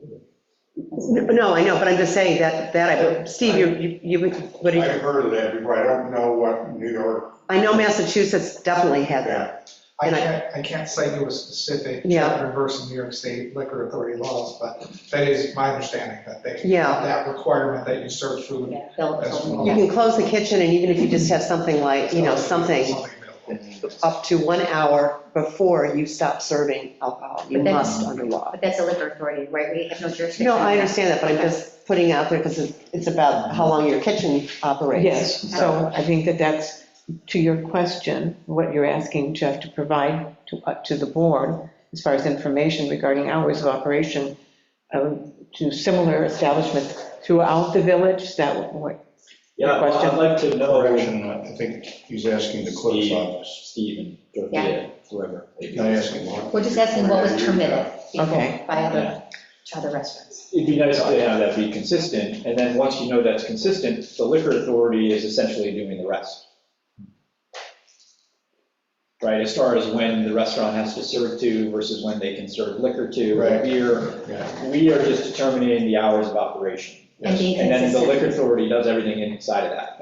And as the applicant, we are happy to comply with what's been permitted and not ask for anything special out of that. That's right. I don't- Yeah, I don't- I think I'm just. We're just trying to sort it. Yeah, and we're in no means in. Who's doing what? An ironclad, Yeah. We just put request for that in there. application, exactly, there was an example. For example, I'm remembering, and this was, what is it, the tequila place? Thank Blue you. Horn. Blue Horn. They can serve, they have a license that they can serve till 2 AM, but they don't. Their hours are different. They stop, I think they stop at, I don't know, 12 maybe or Yeah, something. no, I think most times, yeah. And that's as a tavern, a lot lighter density of use and, right? But that's a tavern, so. Yeah, but That would I'm, have to be a restaurant. We don't have special use taverns on Main I think Street. they serve food. It's a restaurant, because they do serve food. They serve appetizers. correct, Jeff? Oh, yeah, Yeah, absolutely. It's not a tavern overlay there. So I guess, bring those permits forward too, It's right? not. So it'd be interesting to see where we've been lately and where we were, because the pub's a lot older in its permit And than this one's newer. Blue Hole, Yeah. right? Right. Pub's in the overlay district, Paul? Pardon? It's a pub in the tavern overlay district? No. No, Mm-mm. no, it's not. It isn't. Yeah. It's Village Gateway. Okay, so that It's was, not the overlay. Oh, I know what you're saying, but it's still, that's all zoning is. So are you saying that's going to restrict you from moving this forward to public hearing? well, no, I'm just gonna need it to vote. Yeah, I think it's good information to Yeah, I think so, get, too. you know, it's good for us to understand that, so that's a direction and action to look at the hours of the other permits. Yes, I Dorothea? have a public comment. Mhm. Justine Leistra, the code also says they can be reviewed concurrently, it conflicts. And conflict. No, It he must- conflicts. He must be talking about the planning and zoning. the Yeah, planning and concurrent- They can be, what's the last word? It conflicts. If it conflicts, No, it just says it conflicts. That's what he wrote. She's reading precisely what he Yeah, wrote. yeah, yeah. It can be reviewed concurrently. We already said that, didn't we? Mhm. Yeah, Lily? I have a question regarding the information that we were provided in the letter, Jeff, when it was talking about the, I don't assume that it's an easement, but a permission for the water line. Is the water line to go to the Village Bakery, or the water line is to go to the new business? Water line is You got one water line going to the building. The water line has nothing to do with this, the bakery has applied for their own separate water line. Okay, so they might be having construction. Bakery may, their parking lot, to put in Okay. water lines. So that's what they're looking at, their own, so they have their own. Yeah, they want to separate, Separating. right now the water line runs into the front building, it's split off and is charged back to the bakery from Okay, the front building. so that was one question I had. The second one was regarding, the board had discussed previously regarding restaurants going forward, is the grease trap element, and whether we wanted to discuss that, and that definitely do. this is a different type of cooking that has been previously occurring in this location. And we do have a grease trap in place Okay. on the front. So that was one question I had. Yes. They have a brand new It's stuff. required actually under, Yeah. by the health department, and, yeah. But I don't want to put words in trustee Lanford's mouth, but I think what you're thinking about is the maintenance. and Yes, cleaning Maintenance, of those ongoing restaurants. maintenance. And the discussion of, we've talked about this, and we're going to bring this back to the board about having restaurants maintain the log for review. Proof. Yeah, proof of cleaning, In the same way that we just had the discussion with residents, can you? which is something different, not what's before us. Can you, with businesses, have the requirement of the lateral connection to the sewer main? That's on them. So if grease happens to back up their location, or, no, that's right, because it comes into the main. and Yes, it clogs does. up. The problem is like down here, down the street, they go in and they find various items. Right, we're a little off topic right now. We're a little off topic, and really, we have the applicant before us. Yep. Who, Just reading. yes, waiting, and, we can move this forward, or what? Full, you want to do the same day as all the other ones, the 30th, or are we doing this one in 2 weeks? Why are we doing 2 weeks? 30? And why? Because of, why? We've got a lot. I'm not convinced that it's not 7 days. Oh, okay, Just to be safe, belt and suspenders for now. that's fine. Okay, so I'll make a motion to move the application for the restaurant at 5 State Street to public hearing on April 30th at 4 p.m. 4 p.m. We're stacking them up. I Or think, do we, yeah, I don't know if we did this, but this is a type 2. yeah, we have to do a We declaration. should designate, if we haven't, I can't remember when we did it previously. Can we do it after Yep. this motion? We should do it Oh, for, I'm sorry. Sorry, I thought you were doing a motion. No, that's good. Okay, I have a motion and a second. We ready for a vote? Okay, trustee Lampier, Aye. trustee Coe, Aye. trustee Lightgev. Aye. Trustee Marshall. Aye. Mayor Plummer. Aye. Motion passes. Make a follow-up motion to designate this a type 2, right? Secret action. Seeker action. Do we need, 17.5C32. I'll second. we have a Oh, I'm motion? sorry, 18, it was 18. Okay, so 5C, wait, point 5C18. Yep, 617.5C18. Mhm. yep. We have a motion and a second. Okay, trustee Coe, Aye. trustee Marshall, Aye. trustee Lanfair, Aye. trustee Lightgev, Aye. Mayor Plummer, Aye. motion passes. Thank you very much. Thank you, thanks, Thank folks, yeah. All my best to the new parents. Thank you. Okay. Great. Cruising now. Nice to see you. Okay, it's past 6:30, isn't it? Next up, the public hearing. No, PZBA, HPD, the board status. Oh, did I skip that? I'm sorry, I That's okay. did. We I can do the public apologize. hearing if you want to get it at 6:30, you can switch it if you want. What? Do you need it for this? Yep. Well, why don't we just do it? Let's just do that, let's just do Do that. it? Yeah, sure. Okay. So as requested, I provided the board with the current village board appointments. Anything in yellow is either held over or due for reappointment this year. So, and these appointments typically take place at the organizational meeting, usually that is held in April. So that's the end of the appointment schedule. So that would be April 23rd meeting?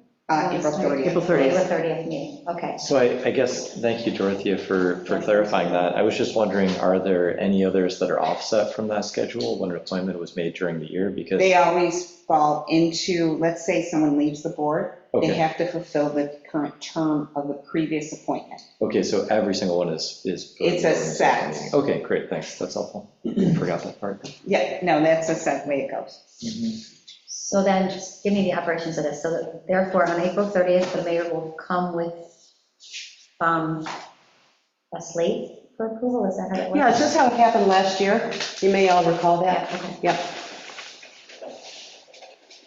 We're preparing the org script, you'll get it before April 3rd, or 30th. April 3rd's gone anyway. So April 30th, and we'll have that meeting, as always. So then, I guess, just from an outreach standpoint, I don't know if this holds true, but for the public, anybody who has this interest, I know it's the mayoral appointment, but if there are interested people who might like to do these things, reach out to the mayor. Well, actually, or the village clerk, and it's already posted. It's always been posted to submit your, curriculum vitae and letter of interest. So Yeah. that's always how it happens. Yeah. Yep. Okay. Okay. Next up. Thank you. Sure. One follow-up. On the web, right now, there's some dates, but not all dates. How does, Well, we went through, we double checked them. There was a new person that came into HPD, they needed to be added. Yep. And the terms were double checked, all the terms for everybody was on it. so you basically have the years, the start year. Yep, the end and year. it Just like hasn't OCD changed. If they're in a year, held over, they have to. It just stays the same. Stay the same. I Yeah. can't, they would hold them. Right, you don't update it. Right. There's nothing up there. Okay, thank you. Okay, next up, the public hearing for the 2024-2025 village budget. Yes, Dorothea, We have a public comment on it. on which item? The public hearing? Or the, I think this goes back to the applicant that was prior, What? the application that was prior. Oh, okay, Well, the it's, State Street? Yeah, I'm gonna guess. okay. Justin Bleestra, different clauses conflict in code regarding review order. Some say first, others say concurrent site plan and special, see concurrent reviews in site plan code. Okay, Okay. All right, I just wanted to clear Thank that. you. No, because it okay, Just yeah. popped in. okay. All right, I need a few minutes to shift things so Can we we can. do a little mini adjournment then so you can set up? Yep, that would be great. I don't think you need me from the council on the I agenda. think it's that. Well, the budget's riveting. I understand that. I mean, it's hard for me to say I would love to leave, but Thanks, Jeff, thanks out of for your help. financial consideration for the village. Could I ask one question? And this is to, I guess, the board. Does anybody have any questions for Jeff with regards to the adoption of a capital plan and a budget concurrently, and which has to come first? That's just what I was going to actually try to clarify. Thanks, Dave. So if we're looking to, we had mentioned before that today would be the day that we send the multi-year capital plan to public hearing. Any special considerations about that? Or? There's nothing in either code that require a nexus between the two. Okay, great. However, I would say to you that each of them is going to be an unlisted action for secret purposes, so. Right. We should mention the secret docs ahead of April 30th. So we do not need to make a designation this evening before we send the multi-year capital plan to public hearing. All we have to do is simply make that motion, and it can be at the same meeting as the adoption of the budget. You just have to do secret ahead of that. Great. Secret first and then okay. Yeah, perfect. Thank you. Yeah. Good one, good question. Thanks, Jeff. Everybody have a good night. Thanks for your help. Okay, I make a motion, what do you need, 5 minutes, 10? 5, just give me. Okay, I make a motion, we adjourn for 5 minutes. A second? Roll call? Trustee Coe? Aye. Trustee Marshall? Aye. Trustee Lanfair? Aye. Trustee Lightgev? Aye. Mayor Plummer? Aye. Motion passes. Okay. You can, is this audio visual? Yeah, Okay, yeah, so you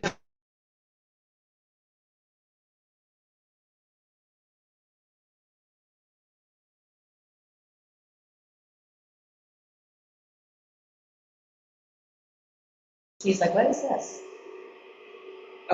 We should be live. Okay, go. Okay, I make a motion to call the meeting to order. A second? Roll call, please. Trustee Lightgev? Aye. Trustee Lanfair? Aye. Trustee Coe? Aye. Trustee Marshall? Aye. Mayor Plummer? Aye. Motion passes. Okay, so just for anybody who's watching online or here, the trustees are going to be seated because they're going to be watching the screen. This is the agenda item of the 2025 tentative budget, 24-25 tentative budget. Okay, and first I just would like to thank our clerk treasurer, Rosia Ciccarelli, for all of her hard work, and also to Zach Blyer, our superintendent of DPW, for his as well.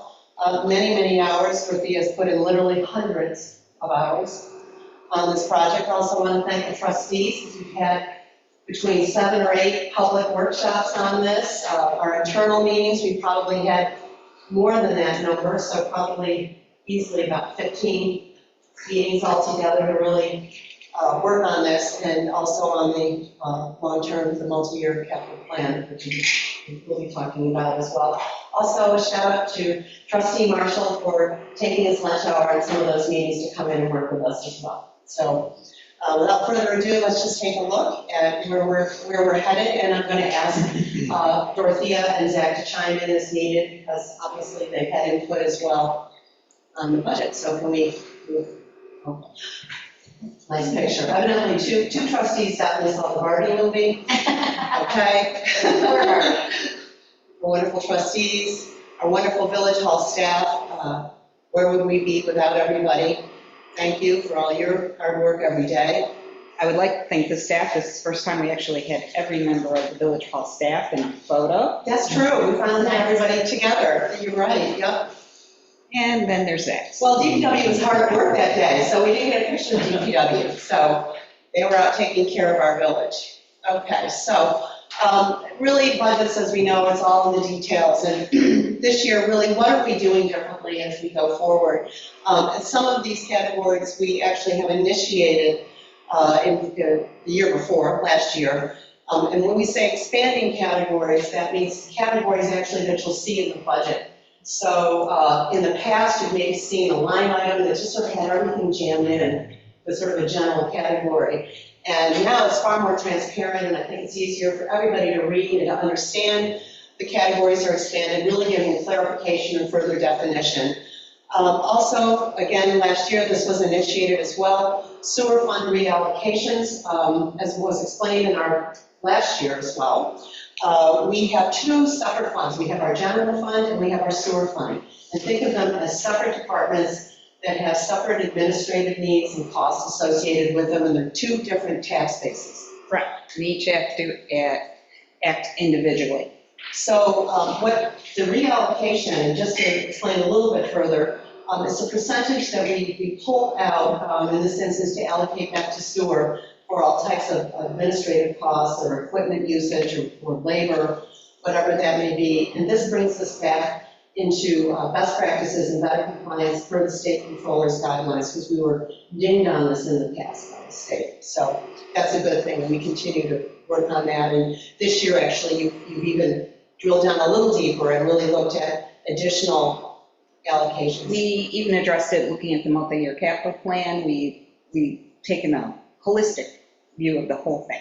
Yeah, the whole enchilada, as we say, it's very technical. And again, what we've been doing, and this was initiated when I took office, was the redefinition and repurposing of existing reserves in our village. We have reserves going back to, I think, to the 1970s, for the most part, that had language that was vague or inappropriate and didn't match with how we would be able to utilize the funds or take the money out of the reserves.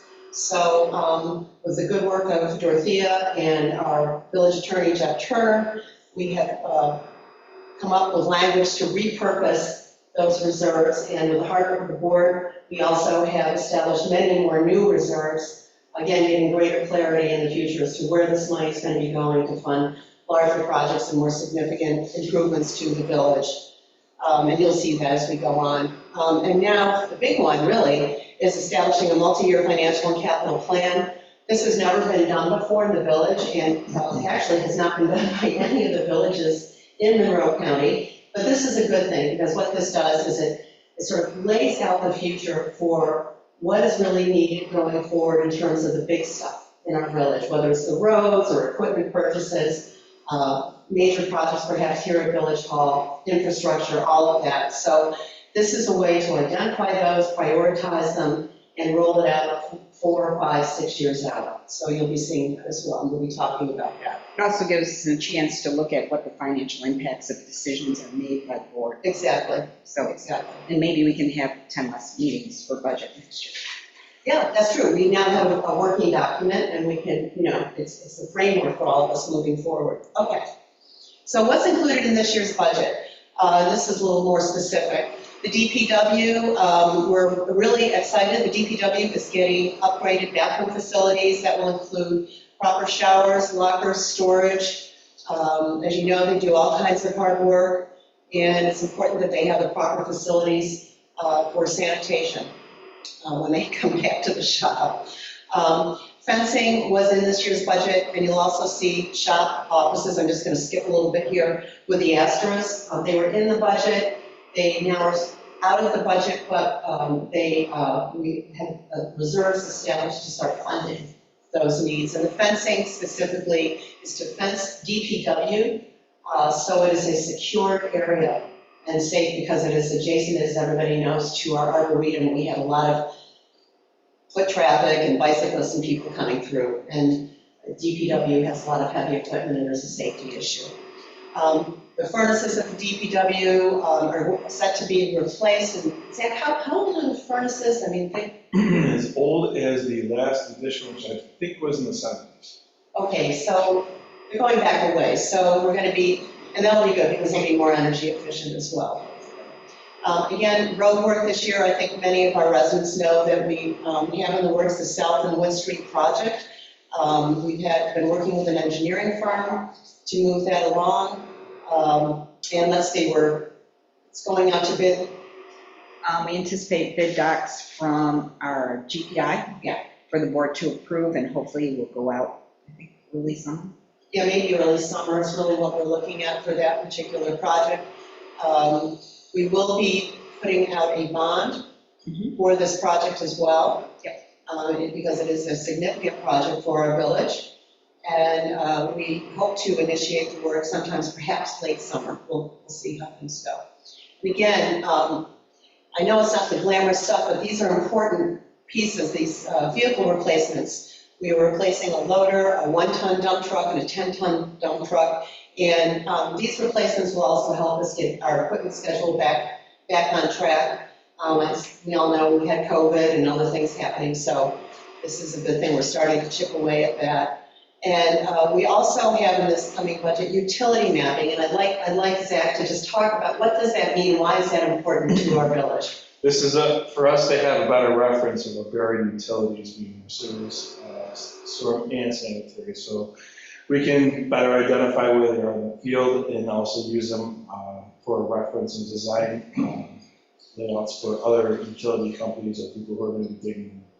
So this is essentially all of the underground infrastructure in our village. And the importance of that is that we really don't have accurate maps. The maps that we even currently use go back About 20, 25 years, and it was done with GPS that was accurate to that date, which to the standards nowadays is pretty bad. So it was done with older technology, and the technology, it's just newer technology, and it's far more accurate, so that's a good thing. And again, at Village Hall, there's a number of things that we have going on. We're going to be replacing our HVAC system, and I know Steve Love, thank you, you've been working on that and helping us with that. We're hoping to upgrade to much more sustainable technology and replacing oil-burning furnaces and a gas furnace. Also, we need to have work done on our entrance columns. This is a beautiful old historic building, and there has been some degradation of those columns. That's been identified by a preservation architectural firm. So we're hoping to get those repaired.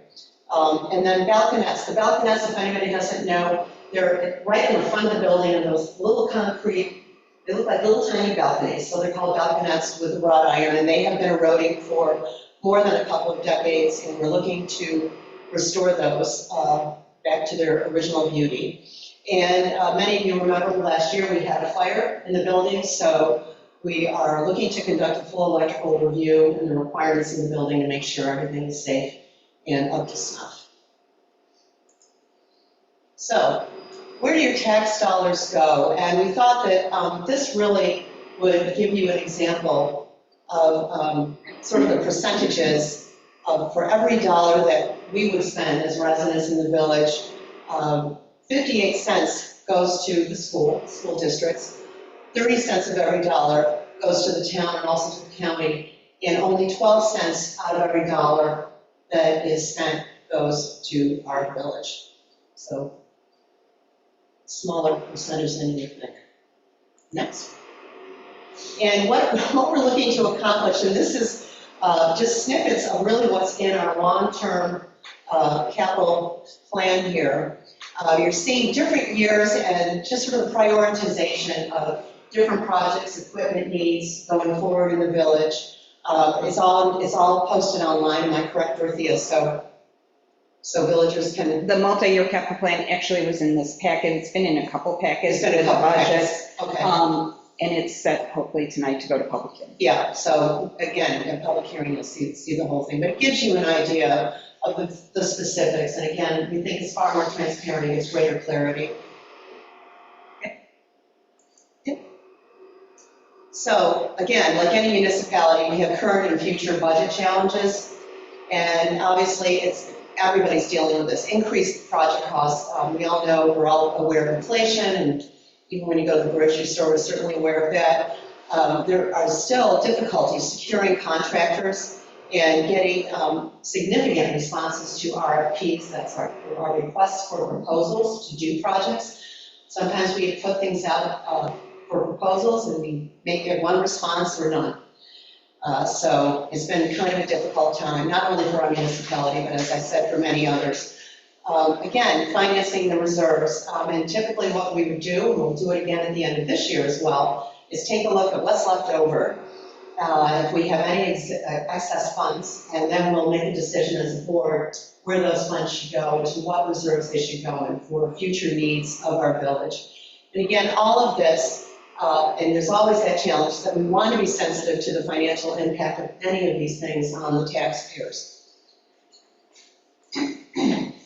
And again, just looking at further challenges, just to wrap this up, we always look to see what we can do in-house with our DPW crew and using in-house labor relative to contractors. Again, it's a cost savings for our residents. Things like we looked at conversion of lighting, for example, at the DPW and at Village Hall to LED. It'll lower our energy costs, that's a good thing, and it also is best practices for sustainable efforts in our village. And just to sort of dovetail on that, we have adopted to become a climate smart community, and this is a good thing. This is a statewide program with funding that actually encourages a positive outcome for communities to invest in green infrastructure and projects throughout the village, and we accumulate those points, and then we reach a certain number of points, and we are eligible for grants, and that's a good thing. It's not a matching grant. They're grants that we can put directly back into our community to continue these sustainability efforts. And I, again, would like to thank Steve Love, because you have overseen so much of this, and you're helping us move forward with that. And again, there's always hosting our community events and increasing attraction to our small businesses. We have our candlelight night, we have our paddle and pour. There's a lot of good things we do. I would also comment that grant money always offsets tax dollars we need to collect for projects, so it's a savings. Yeah, grants are a good thing. Thank you. Okay. Oh, this is. Okay, but we do have some additional funding resources right now. We still have ARPA funds. I believe we have to designate those funds by the end of this year. Yep. And the projects must be initiated And finished in 2025. by the end of 2025. So there's a few things that we have in line. And again, I just mentioned grants. We can either work with matching grants or fully funded grants. As I said, we will be issuing, a bond for major projects, South and Wood, as I just mentioned before. And we also, again, for additional funding sources, we will be repurposing those existing reserves, and then the newly established reserves that we have put into place, we will be funding them over time for our larger projects. And again, I just mentioned our Climate Smart initiatives that'll be ongoing throughout the village. Okay, so these are the new reserves that have been set up by the board, and you see they're broken out between the general fund and the sewer fund. And again, these are, consider them as two separate departments, two separate tax bases. And I think they're self-explanatory, really, in terms of what the needs are for the village and what we need to sort of save for the rainy day in the future. Infrastructure, equipment, vehicles. Yep, we like to believe we caught everything, if not once, twice. Yeah, exactly. So, thank you. And, okay, so our general revenues. Biggest source of revenues that we have, and this is pretty much true for almost any municipality, are our village property taxes, followed, which is the largest portion there you see on the right. And the second would be, there we go. Oh, this is my cat's toy, the laser. They were very excited, I took it out of the house. And then we also have the sales tax here. So this is really the largest portion of revenues for the village. And the only thing, we have no control over any of these categories with one exception, and that's the village property taxes. Everything else is estimates every time we do a budget. Yep. So. And then our appropriations, as you can see, here we go, right up here. The biggest components really are salaries and employee benefits, things like that. It takes a lot to run a village. This is where we value our employees, pay them a fair wage, and we have a good benefits package as well. Anything else you wanted to add, Dorothea, on this particular category? Just in terms of I would say, sadly, the Board of Trustees salaries is one of the slimmest pieces of that pie for all the work that you guys do. Yep, you're in there. Zero, we were like, really? I know. But this is what it takes, we could have made this pie a little shorter, less categories, but really, these are the many categories we have to fund. So to combine them down, it could even be bigger if we actually broke it out to the actual line breakout. But this is what it takes. Yeah, suffice to say, there's a lot of moving parts to running a village. Okay, and then looking at sewer revenues, really, again, the biggest piece of the pie, as you can see, the 52%, is really our sewer rents. Again, collections and any penalties that may exist. And again, we have, there's our interest on investments. The biggest one, though, is the building reserves right here. Anything you want to say on that one, per se? No, it's pretty self-explanatory. I Yeah. will say I'm very happy with the way interest has been coming in this past year, so. Yeah, it's thank made a you. difference. Yep. And sewer appropriations here, okay. So the big, where were the biggest piece of money? So 45%, 40%. I'm sorry. I'm That's okay. misreading that. 40% is actually coming to the garage, and that's part of the bathroom renovations. that's because of factored the in. impact. So that's where those funds are coming from. Yeah, and that's really investing in our DPW there. Yep. And everything, again, is fairly self-explanatory. And do you want to speak just to sales tax Yep. history, because you really track this for us and make the estimates as Yep, best you can. and as we can see, we've seen where the Monroe County sales tax has come in much higher than we anticipated over the years. 22-23 was really a banner year for us. It brought in quite a bit. We have gotten 3 quarters in, and I always give a final estimate, and I really don't think we're going to meet last year's. I just don't have that confidence. And with that same confidence, I'm not budgeting to really project over this year's sales tax collection. I'd rather be safe on that and be a little conservative than to count on money that the village just won't receive. So I anticipate it to stay a little stagnant. I'd like to be wrong on that. Yeah, but. I don't want it to go down, but I'd rather go up. Right, but again, it's a conservative estimate, and I think it really protects our village because you're just erring on the side of caution. And actually, you've been tracking pretty well. I've been pretty good. Yeah, no, thank you. Okay, next.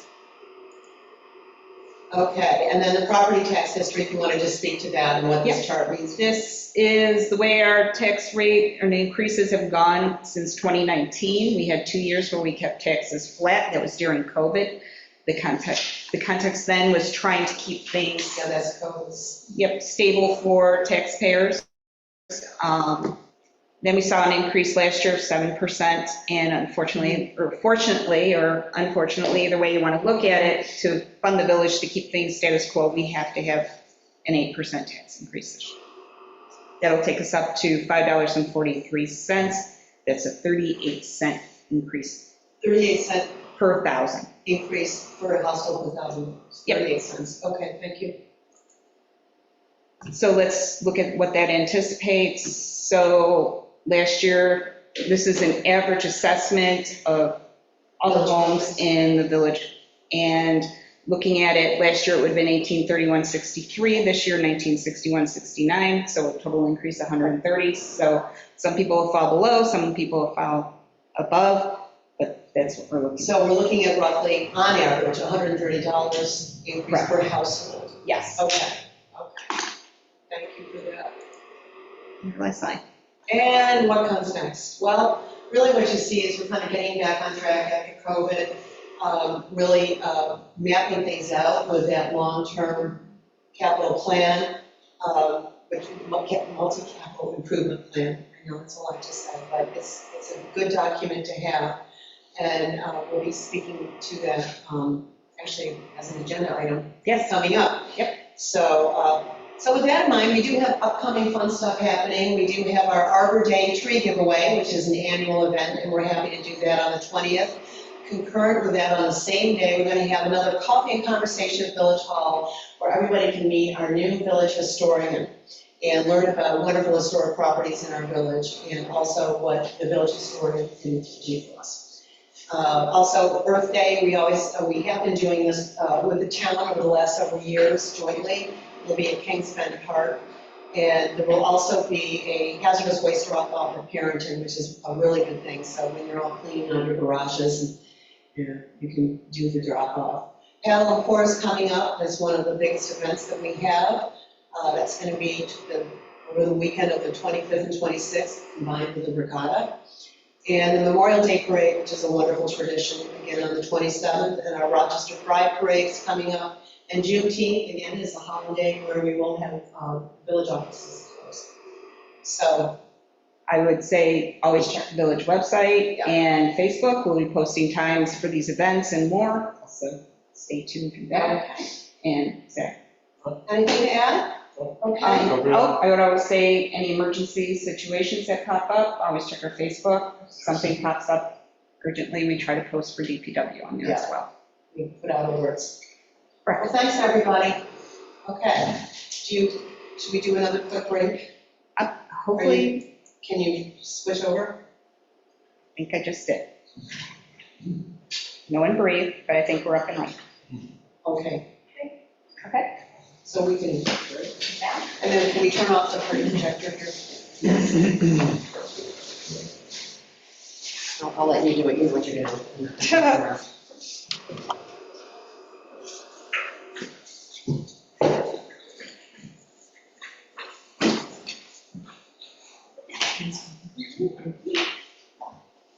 All right, everybody.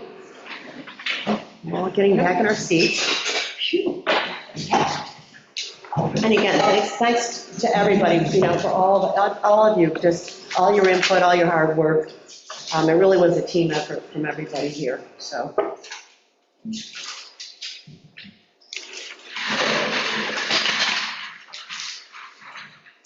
Is there any thoughts or discussion from the board, or should we open the public hearing? There was no surprises for anybody, because we've all been working on this budget. Pretty diligent, collective effort, so. Yeah, it's been a lot to roll out, but it's been good. I have a question. Yeah, sure. And this might be something for Lily and Justin and you that have been here for a long time. I was surprised to see the pie with the staff benefits, how it took up almost half. Is that normal? Has that grown? I mean, what? That's normal. You'll Is that find that's normal in most municipalities. That's the biggest So portion. over the last 10 years, half of our pie is taken by village. It's less than half, but yes, that's typical. You have to have people implement and do the work, so that's where your salaries are going to go. I wouldn't, like I said, I wouldn't be surprised. I almost guarantee most municipalities. Oh, yeah. Yeah, I don't know, I've never, Yeah. I've just, Yeah. Yeah, and that's been that way for the village over the years. yeah, that's pretty standard. I would say that, we're trustees and we're elected, but you all of our staff and our DPW run the village and we show up. Yeah. You really are boots on the ground, you're here every day. You essentially all are 24/7 as needed, so you want to reward people accordingly, and municipalities do that across the board. Work doesn't get done if you don't have the people to do it. Yeah. My other comment I want to make, because this is something that residents have come to me about, there's been this kind of rumors and lingering talk about DPW changing locations, that's kind of been going around the last couple of years. So looking at our budget, we have a lot of money going into DPW bathrooms, and so, trying to balance that when people are hearing that we're changing, now we're putting all this money to the DPW right now. I think residents are probably. I appreciate you bringing that up, because I believe, as you recall, the board had a lengthy discussion about that and about making any investment in the DPW facility and not moving it. So I think that was asked and answered actually last fall. So. Yeah, even if we were going to move the DPW, again, we have to put it into the multi-financial capital plan, and I can tell you, that's a huge expense, and I think years. years. Yeah, I just wanted for the record, because people, people have been asking. No, that would take. So then when they say I'm budget. sure they've been asking, Yeah. I think that'd be at the forefront. Yep. Any other comments? Yeah. Yeah, just a couple of things, I guess. First of all, thank you all very much for your work on this, staff and mayor and trustees and trustee Marshall for coming in and working on this. I think his expertise really helped to push this across to the point where it is right now. So it's taken a lot of lifting to get to the place where we have this capital plan, and I think overall my observation in the last few years is that this has been a much different process than being involved in the past budgets that I've observed and participated in on the board. it's past processes have really focused on kind of line by line, what do we need to do to make it balance this year? Whereas what we've done here is really broken it down by what do we need to make the village sustainable in terms of the things that we need to maintain and repair and replace in coming years. And I think that while it's been a lot of lifting this year, overall it feels to me like it's been more productive and a healthier process, and I think one that'll make subsequent years a lot easier and the village a lot easier to run. So I think that's been a really positive change, and I think it's something that'll stick with the village for a long time. And it's more transparent, Absolutely, yeah. Yeah, which I think we can all appreciate. Yep. So very, very great, a lot of great stuff there. Procedurally, I guess, so we're going to open the public hearing on this. My preference, and like to hear the board's thoughts too, I guess the long-term capital plan is very closely tied to the budget. So I think when the public hearing opens, any comments on the budget, which also have a basis in the capital plan, are fair game. And, we'd like to hear thoughts on the whole aggregate of the budget and the thing that justifies it. Just this, yep. Do we need to have a public hearing on the long-term capital plan? We do, so that was going to be my next thing, not tonight, though. It isn't, it's not. What we need to do tonight is to schedule the public hearing Right, on we the move it long-term capital forward. plan. And I guess my personal preference, I'd like to hear the board's thoughts too. I'd like to make that motion before we send the budget to hearing on the same day.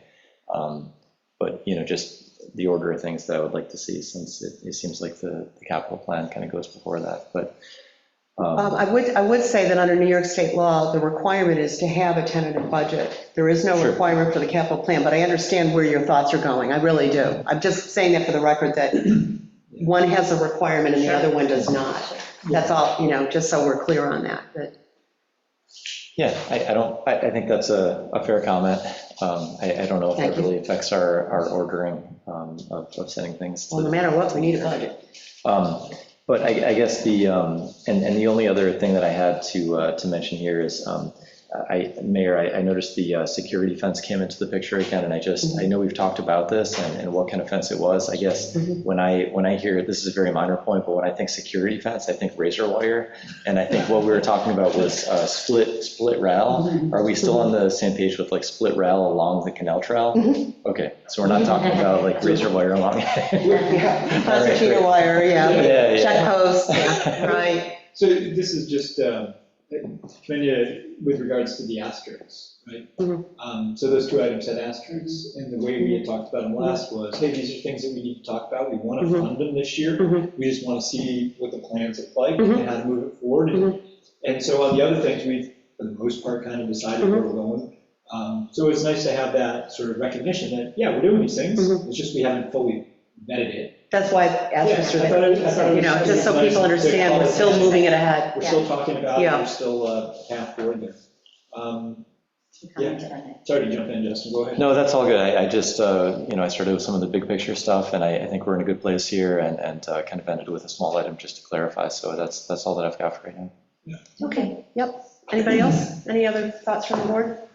I guess, just again, thanks to everybody involved, and it was no small undertaking. The capital plan and the budget to pull it all together, and I know you guys have spent a lot of hours in pulling it together. So, nice work. I also like just the process, how we've all talked it through and like brought each thing up and said, where are we here? Can we do this? And what's the effect of this truck on next year's trucks or on the year after? And, heck, we're issuing a bond for $1 million, and we can think ahead what we're going to do 3 years from now, and whether or not we're going to do additional roads then, or what's that path forward look like, and how much debt can you reasonably take on. And just wanted to commend Andrew Thury. You had an interesting comment. I think it was in one of our meetings. It was the idea that good debt is debt where you're financing something that future residents are going to use. That was Dorothea. Yeah. She always says that, yeah. So it's, yes, we're issuing a bond. Yes, there's a line item in here to get it done. We don't have the reserves. It's not like we're going to just spend the money that's sitting in the bank to do this. So to have a road and then to think about, yes, we're going to pay for it over the next 15 years, but it's going to be used over the next 30. Easily. Right? Yeah. So everybody who's here is actually using it, and when you're not here, you're not paying for it. Whereas if you paid it all up front, and you move tomorrow or the next year, well, you just paid for something you're never going to use. So I think there's a unique way to think about debt that isn't just, we don't have the money for it, but rather it takes the financing and spreads it over the use by the people who are here in the community. And we're investing the money back into the village and the community, Yeah. you know, so. I think it's great that Zach, essentially, we have this idea of trying to catch up, but also to space it out and understand that, you know, it's not all at once. And sometimes some tough decisions in those meetings have to be made. But now we're looking forward on that vehicle plan. We're looking forward on the road plan. And sure, we may have to do surface treatments at some point instead of a brand new road because we don't want to take on new debt. But if that buys us 5 more years or 8 more years or whatever it is so that we can then consider it as other debt rolls off, it's really great to have that capital plan. And so, you know, great effort by everybody. The other thing that was just a note, I know, you know, you look at the tax increases years during COVID, it was 0, and then we had, 7% last year, 8% this year. We haven't had a reassessment in those 4 years. Yep. And appropriations costs with inflation and salaries have gone up, right? So there's only one way to pay for that, right? Right now. And it may be that assessments change and revenues change and our forward-looking plans on the capital plan could change. Yeah, it's a variable, you're right. Right, but it's like the working document. Yeah, when you put up there the tax rate per thousand on the average home, it was last year 361,000 on the home, this year 361,000. Home prices have gone up. Right, no So- assessment. That's right. So our revenues have to change with appropriations, and absent of assessment, the only way for municipalities to meet inflation goals are tax rate changes. So I think well done overall. Thank you. You know, I just want to say something about the assessment, just for anybody listening. We do not do the assessments. The assessments are done through the town, by the town assessor. And the assessor is an independent, essentially, entity, and actually uniquely makes the determination of when they will perform an assessment. So we do not have any control over that. But we do know that an assessment hasn't been done in several years, so. I would just point out, even if they reassess this year, if the village is delayed a year before, we see that change in our assessment for the tax roll. Yeah, it's not immediate. It's No, not it's not. immediate for the village. It goes through the town first and then to the village. Yeah, we're Yeah, the last thank one you. to use the roll. Yeah, thanks for clarifying that. And the other point to that is, you weren't necessarily re-advocating for reassessment, other It's than just- to point out the realities. Yeah, that the reason tax rates go up is Only because way. appropriations and costs go up. And absent of that, you have to do one of the two. Yep. Yep. It's pretty sure. That's sort of the moving part. Right. Yeah, So- that's a good point. Thank you for that. Any other thoughts or comments? I just want to say again, thank you, everyone. I think that I'm very impressed that, I think that we worked as a really great team. I mean, I feel really comfortable. I think our trustees and our mayor have worked wonderfully together, and the staff works great together, and together, we work great together. I just think it's been a really great experience. It's been a very hard budget. The presentation was wonderful. Thank you, Dorothea. The slides look great. I feel like we're in a really good place. And thanks to Danielle Reeler. Oh, and Danielle. Yes, who helped with PowerPoint. Yeah, And then I want to great. say thank you to Justin for really digging your heels in on this long-term capital plan. That's all I can say. It's all good stuff. He really dug his heels All in. good stuff. And, and I think that we've made a lot of good progress, so thank you. And I want to add, Justin, that, and we'll probably hear it at the dinner, all the other villages are like, so you did a long-term plan, huh? You know, so I think they're going to be circling back because, Yeah. as you know, in government, there's no such thing as plagiarism. So I think this could be making its way through the county. Wonderful. Yeah. It's amazing how, sometimes good process, you don't know what it is until people bring it forward. Sure. And it's already been done. It's not like it's not been reviewed before. It's just that you don't know where it is and then how to apply it. And this has been a long process to get to this point by everybody. So, hey, good But work. now we have a template going forward, which I think is really great. We're not reinventing wheels every single time, and I think that's really, really a great thing. Yeah, just one last, as far as credit is due on this, I just wanted to mention too that one of Frank Galusha's ideas on the board was to carry things in this direction, and he started out this sketch plan in the direction of the vehicles, but former trustee Galusha, I think, as far as trustees that I spoke with, it was really his concept that led to this push. Props Great, to thank Frank. you. Thanks for That's bringing up awesome. Frank, that's a good Yeah. thing. Okay, if there's no further comments from the board, we can make a motion to open the public hearing. Could I make a motion to open the public hearing on the, both the multi-year capital plan and the budget at the same time? Well, there is no public I don't think you can legally hearing do set. that. We want to, what we're going to want to do when that item comes up is to move the long-term financial plan to a public hearing. Tonight it is specifically agended for the budget, but can people speak about the long-term plan? Sure, but I'm just, They can. in other words, we can only adopt a budget. I would say the board's willing to hear comments about the Yeah, we're financial willing to plan. hear it, of course. But the legal action is opening the public hearing. Just to clarify for the motion. Yeah, my thought, Dave, was that we could open the public hearings, people have said, on the tentative budget, and also entertain comments on the capital plan, and then at the close of the public hearing, we would make separate motions to send the long-term capital plan to Move public it forward. hearing at the date that we discussed, and also to move the budget forward. That sounds great. Sounds great. I make a motion to open public hearing. Do I have a second? I'll second. Roll call. Still ready? Okay. Trustee Lampier, Aye. trustee Coe, Aye. trustee Marshall, Aye. trustee Lightgev, Aye. Mayor Plummer. Aye. Motion passes. Okay, is there anyone from the public wishing to speak? Or anybody online?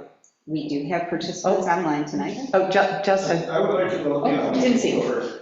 what, I'm sorry? I would like to comment, but please let the online people go first. Okay. I'm fine with that. Oh, I okay, don't want to do that. okay. I just want to do that. Oh, yep, we have a person. Okay.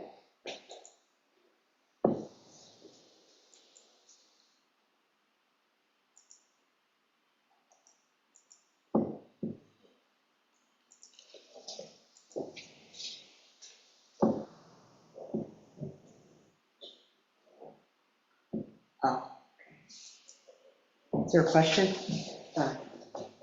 no, there's just a little thing, so. Okay.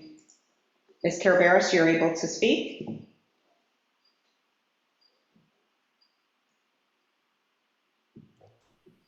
Can you hear me? Hello? Peggy, we can't hear you. Do you happen to have that? I'm mute, And that's why we didn't I'm do this. unmuted. It comes through here. No. Is that speaker on? It's on. Should we check the volume on this? It's on. Peggy, you're able to. There you go. Oh, there she is. There she is. Thank you. Hey, Peggy, I can hear you. Can you hear me now? Peggy? No, that's not. No, it's us. We're getting reverb. Yeah. Did you want to submit a question then? There's something's not Can you right. hear me now? Oh, here you are. Here you are. Okay, sorry. I have a couple of questions. First of all, kudos to this board for putting out this budget in tandem with the 5-year plan. I think that's wonderful. And, you know, I think we're going to be the product of jealousy from other villages for the amount of work and the future looking direction that our board has decided to take. And I also want to recognize Frank Galusha in that respect as well. So thank you, Justin, for bringing his name up. I think about him all the time, and he would be very happy with this proposal so far. A couple of questions I have. First of all, in terms of the bond that we're going to float for South Street, what else is the bond going to pay for besides the South Street? Is there going to be other items involved in the bond? Other initiatives? South and Wood, it's also covering the engineering, and there's also an anticipation of any additional funds would be used for other road projects. And also it's covering engineering, isn't it, for Sutherland? Yes, and I think Sutherland is part of the engineering costs that we paid up front. Yeah. It's straight up So road. it'll be for road work for South Street, and then what's ever left over for Sutherland? Is that what you're saying? And Woods. And, yeah, and we anticipate if there's any remaining funds to roll that into the next road project, which I believe is Sutherland. And Sutherland is identified in the longer-term plan in terms of the roadwork schedule that we're rolling out. So that would be the next one coming up. Okay. And so, just to clarify, Peg, this bond definitely takes care of the engineering for Sutherland, so we can be essentially shovel-ready going forward. That's Oh, really- good. Yeah. And Okay, that's good to hear. In terms of the ARPA funds for next year, what will the ARPA funds be spent on, the remaining? I don't even know what the amount is that's remaining, but what are we putting towards with the ARPA funds? There are two projects that I know are designated for the ARPA funds at this time. One is the bathrooms at DPW, and there's money designated for the anticipated RFP for the mitigation of invasive species for the Arboretum. So that's for the Arboretum. Okay, I was wondering about that. How much was that going to be? Do you remember offhand? The initial designation was 15,000, but we'll have to see what the RFP brings in. And then the board is going to take a full view at what's remaining and make designations for the remaining amounts. Okay. The other thing, I have a lot of questions, but just one more question in terms of our legal. Typically, we work with our legal people every year to come up with a budget. Is that what we did this year as well? Yep, that's the standard practice. That's one of the first things I do beginning of January is request from all our legal counsels a quote for services for the upcoming budget year. So I assume that you're comfortable with, I'm a little apprehensive about the legal amount, but it is what it is. As long as you guys are comfortable with that, you never know what's going to come down the pike. So anyway, I just wanted to make. Mhm.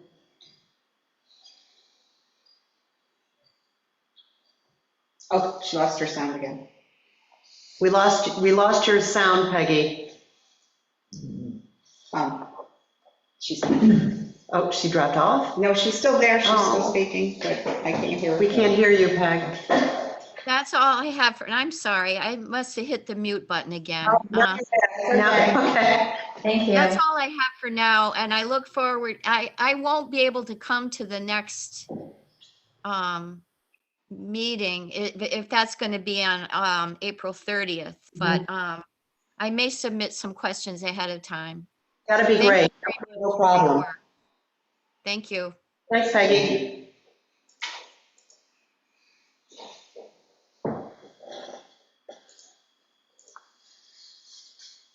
Anybody else there? Okay, I'm looking. No one else put any questions or raised their hand in that time frame. Okay, thank you. Okay, Justin? Yeah, Justin Lee, Team Dalton, with very short comments. I would like to comment on the budget, I just don't know what's in it. It's my fundamental problem. And I would like to request you guys to hold off on voting on the tentative budget until you do a better outreach to residents, such as emails to the constant contact system, and I haven't seen anything. It's been in the packet, it's been in the budget meetings, it's on the front page of the website. If you click, you can open up. It was sitting by the door. I mean, there is a responsibility of the taxpayer also to look. It is on our website, it's right under the main feed. I did see it at the bottom of the website, right after all the eclipse stuff. Right. All the emails that went out were about the eclipse, I'm staying as a comment. Okay, we appreciate that. I'm one person that's not informed, but I think, and I've had a lot of time on with a few of you, so I don't need to say much information here, but I think the outreach this is going on. And the next question is, what's the PCBA's budget? The ZBA has its salaries and Anything changed? not really. Not significantly. Okay. Thank you. Thanks so much. I'll let the board know it has been on the website on the front Yeah. page for about 2 weeks. Justin, I have a question. So you said, what were your ideas to get it more valuable or more out there in the public? Well, Did you I email mean, us? the constant contact system where people subscribe to emails for village news, and that's the only way I get information. So if you're sending out a notice for something major like that, you definitely have it on the eclipse, I saw that, otherwise I don't find out anything. Now, if I check the village website and happen to see stuff, I do that all the time. There's probably few residents in the village that are on the village website more often than I do, but if I had seen it was there, I would look at it. Well, it's been posted and it's been in packets and there's Well, been 7 public I think workshops. what we've done, so. Okay. Okay, thank you. That's all. Thanks so much. Thanks, Justin. No, appreciate the input, always. Okay, any other comments online? I have nothing else. Okay, is there a motion to close the public hearing? Motion to, well, we could keep it open, but I don't see a big value I don't to either. doing that. Well, the only value would be to send out a blast to say that we're keeping the public hearing open and everybody needs to look at the budget this week. Well, I had neighbors tell me they looked at the budget. I mean, I'm just I don't know. saying. I can't control how people access their information But I'm as just much saying, as is we it put it a out there. bad thing to keep it open? It's on the agenda. I'm fine closing it because it's not like we're gonna close down public No, comment, we always take comment. right? If it's an agenda item, the rules are the board will take comment. Yeah. So then maybe, then we do send out an email saying that we're getting ready to wrap up budget season. If people have comments, please. You take can them inform them online. of the organizational Yeah. budget adoption. Yep, we'll put it out. We'll put it out in Yeah. constant contact. We'll do it a couple times. Yeah. So if somebody misses it, Let's we'll put it back on yeah. And Facebook. we can even Do put out the website public hearing again. for the- Might as Yeah, well. Let's just do it. we'll do the Goodyear blimp. We'll, All right, Sure. that's it. Okay, let's do it. Yeah, I think procedurally, I mean, this is the public hearing for the tentative budget, and if we're going to take an action on the tentative budget to send it to another meeting for adoption, then I think procedurally, I don't know if we could really leave it open for any other juncture, so I Yeah. think we have to. So let's close it, We'll close because it. we're still gonna have public hearing on the budget. Right. So motion to close the public hearing for the tentative budget. let's do a second. I'll second. Okay, roll call. Okay, trustee Coe, Aye. trustee Lightgev, Aye. trustee Lanfair, Aye. trustee Marshall, Aye. Mayor Plummer, Aye. motion passes. Okay. Motion to move the multi-year capital plan to public hearing on April April 30th, 30th yes. at 4 o'clock. That's gonna be a big one. Well, second. That's why we started there. Okay, Motion. trustee, Roll call. trustee Lightgev, Aye. trustee Lanfair, Aye. trustee Coe, Aye. trustee Marshall, Aye. Mayor Plummer, motion passes. Motion to move the budget to public hearing? Nope. No? It's all done. It's all done. I did that. All done. We just have to, it would be on the 30th, we would do our adoption. That's the adoption. Yeah, that's the But it's not adoption. a public hearing anymore, we just. It's not public hearing, but it's an line item and you guys, It's a line item, anybody can comment on it. you allow comment. Absolutely. Okay, so next up, Arbor Day proclamation. Um, And so we're a tree city. So I got this, I had one question. Yeah. Which, yeah, perfectly fine with it. But there was the, and I'm happy to support trees, but the question was, we're proclaiming that, oh, shoot, I missed it. That the month of April 2024 is the Arbor Day, right? Meaning, the way it was worded, it was just 1 month, and it was this year. It wasn't like multiple years. No, we have to renew it every year. Oh, okay. That's a requirement of the trees, to be a tree city, because when you're a tree city through the Arbor Day Foundation, it's a nationwide program, you just need some background on it. Yeah. You just can't be a tree city forever. You have to acknowledge every single year that you want to continue with that effort to, be in compliance to be a tree city. Right. Otherwise, it's an incentive to keep communities active Yeah. and engaged in the program. So that's why you're seeing it only, I know where you're going with, that's We'll see it again next year. There's no actions we need to take as much as it is we care and want trees and this. Yep. Which is great. All right, motion to approve as presented. Okay, is there a second? A second. Okay, roll call, please. Trustee Coe? Aye. Trustee Marshall? Aye. Trustee Lightkit? Aye. Trustee Lanfair? Aye. Mayor Plummer? Aye. Motion passes. Okay, then we have Number the that. native plant month. And so this was actually adopted last year by Governor Hochul, and then now has been renewed this year. And I believe that there's an effort to make this permanent in the state of New York. But again, it's sort of the same thing from last year, coming back before the board, the same way that we just did the other proclamation, identifying and supporting National Native Plant Month.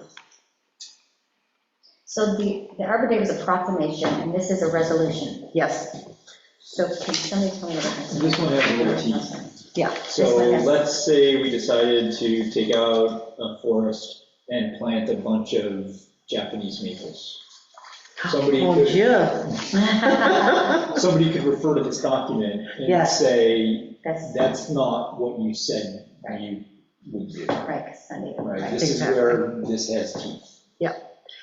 And frankly, we're already in the hopper on this because we're looking at, we have native trees planted in the Arboretum, we're putting in pollinator gardens, we're doing invasive species removal. So this really just dovetails with what we're already doing, and it actually affirms it to our community and also with the state. And I believe they're going to make it a national program as well. Yeah, exactly. Is it just plantings during this month?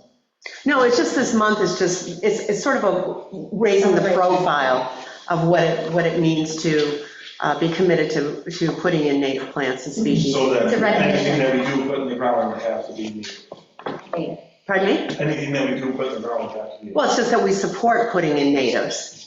Yeah. Yeah, it's pretty basic. Yeah, yes, Justin. Yeah, I think our landscaping code already requires planting of native species. Yeah, we do support it already in our code. Thanks for bringing that up. So this just affirms kind of what we're already doing.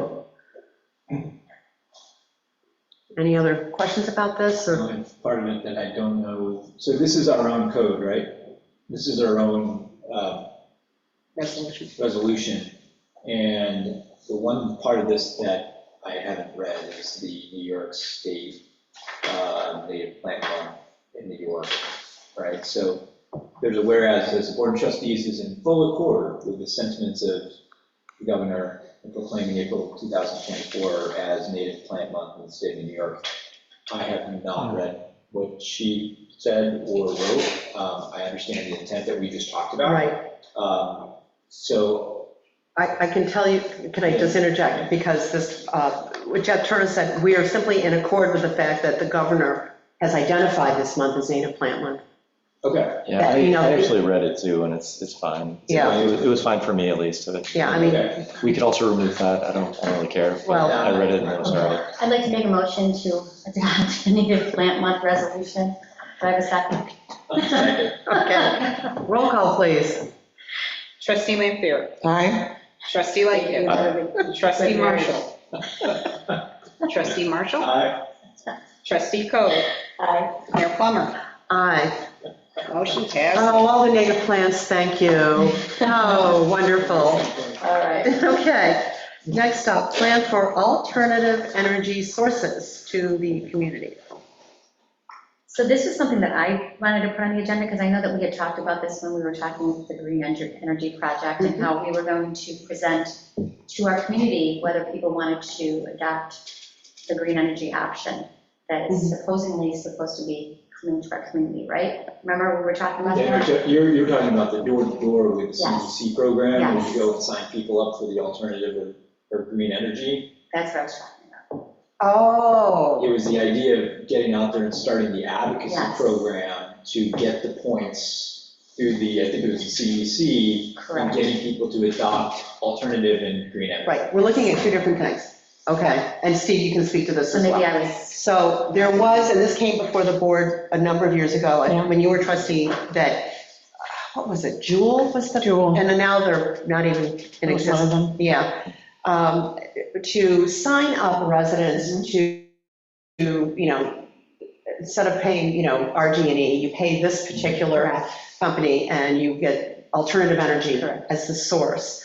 And I believe the trustees didn't adopt it because they couldn't bring the rates in line, and so, and the town had the same issue. And so they ended up not adopting it. And I believe that company's no longer in existence even. There were two of them that. Yes, thank you. And there was a lot of interest, and it filled the auditorium at the high school for the night we had information on it. And everybody was initially very interested, but they just couldn't not meet the thresholds. They couldn't compete with the rates from RG&E. Okay. And so it was a non-starter. Okay. Nobody. Yeah, and it was a non-starter with the town. It may have changed, but that is a separate program from what the Climate Smart program is for the village and for the citizen outreach. So the resident outreach with Climate Smart would be holding like a seminar about what our program can do for the village, and then also what residents can do if they want to put in like a heat pump. We get points when they update and upgrade their energy systems in their homes. So that is something that Rob Richardson would help us with, maybe doing a little workshop, getting the community to understand the importance of that, and then we can get some grant money. And that's what I was thinking, That's that's the more part. a community education program. Also, in the climate smart communities, or both clean energy community, you do get credit if you chose a provider as you. Right. So that's one thing I would approach Rob, because he's vetted these companies, and I came up with one, I think, 2 weeks ago, and asked him a question, he goes, no. It's tricky. Problem is what Lily said, is the companies come in, it's whatever name it is this month, and 6 months later, it's, You're out of business, John Smith's It's company. not stable. Right. And then they don't honor the 10%, and so you gotta be real careful. Yeah, we don't want to do that to our residents. Right, We'd rather right. have it vetted. So that is something we would need to do a little more research on. And I can tell you from personal experience, my brother, who lives outside of Ithaca, he signed up for that program, and he was so happy. Wow, I'm getting all my energy now from alternative sources. And his rates went up 27% after 4 months. Oh. Yeah. The contract guarantees a minimum of 10% savings. Yeah. Guarantees it, whether they gain or lose, Yeah. you have to have that guarantee a minimum of 10%. Yeah, Okay. so there's still a few moving parts in it, but there's many other things that we can do. Right, and that's what I'm So saying. that's really where we can move forward, and we will be moving forward. And I know Rob was going to circle back on that to help set up like a workshop for the residents. Okay. And that could even be like yet another coffee and conversation, because you can get so many more residents on a weekend. We can come in and, have a cup of coffee and understand kind of what this is all about. Okay. So, All right, perfect. Could we try to do that? Have maybe the next coffee and conversation be that Yes. topic? Can we- yeah, why don't we do this? Why don't we reach out to Rob and see what his schedule is on that? And then we can pull the board and say, these are the dates we're looking at. Yeah. And see how we can, get this rolling. Perfect. Okay. Okay. And get more points. Thank you. Yeah. Okay. Anything else on that, Lisa? That's it. Okay, thanks so much. Mhm. Next up, where are we? Oh, hiring of the DPW laborer. So we need to go in executive Yeah, session. we need to go into session. Delay that to the end? I think that would be what. Can we do that? Wait to the end? May I bring up a member item before we do that? Well, we can go do member items now and then go into executive, Yeah, because we're really at the end Yes, of that's I fine. have So, the, okay, so why don't we do that? Yep, so Lily, yeah. Thank you. Member items, I mentioned it because we were just discussing setting up a workshop, and I was wondering if you could refresh my memory as to when the workshop is for short-term rental. We have not established that. Okay, so. we decided it was going to be after the budget. That was the way we had left So it. I'd kind of like to get something on the calendars, as people are asking me, and I'd like them to be able to. Okay, why don't we do this? Why don't you pull the board then? Let's put out some dates, Please. and then let's nail that down. Yep. Okay. Yes. Apologize. So it's been all things budget and long-term capital plan. So, So I really Yeah. would like, if we're going to mhm. prioritize things and put things in a queue, I would like short-term rental to come to the top Yeah. of that I queue agree. of workshop subjects Mhm. or coffees and conversations, whatever way the board would like Sure. to handle it. And we can maybe do more than one, even if we need to, Yes. depending, So- So that'll be an action item then, just Yep. moving forward on that. Get an Okay, email out to the board. great, thank you. Thank you. Any other? And the other was, I was going to ask Zach, were they removing the tree on Monroe Avenue or just trimming it back? Remove. They removed it. There was a diseased tree Yes. on Yeah. Monroe Avenue that has been an issue for a couple of years, and they finally took it This is in out. front of Dave's house, Yes. Eric's. So today was the first 3 of 6 trees that are being removed. All trees that you guys have been made aware of already. Sutherland, horse chestnut, Fort Sutherland Road, the tree, one of the affairs is, I think that's 27 Road. Yes. And another little leaf linden on Lincoln that was, a Oh, large yeah. limb had been taken off of it, it fell during the storm. And then 2 ash trees at 198 South Street. And those are all trees that are declining. Yeah, they're really compromised. Tomorrow, the next 3 are going to be coming down. We're putting out stakeout, utility stakeouts for them, for the stumps. We're going to grind the stumps back and hopefully have those bedded shortly. Hopefully the weather will hold. Yeah. I know. Yeah, That's now's a always- good time to do it. So Yeah, I know. we have a good window for the next month and a half to get Yeah. trees in the ground. And that's so we did budget for replacements for those? Yeah, we trees still have already. plenty of money in there to do, I think, another Yeah. close to 10 trees. Okay, thank you. Speaking of plantings, have we gotten anything to the DPW for our plantings for the Four Corners? No. Okay, when can we move on that? After budget?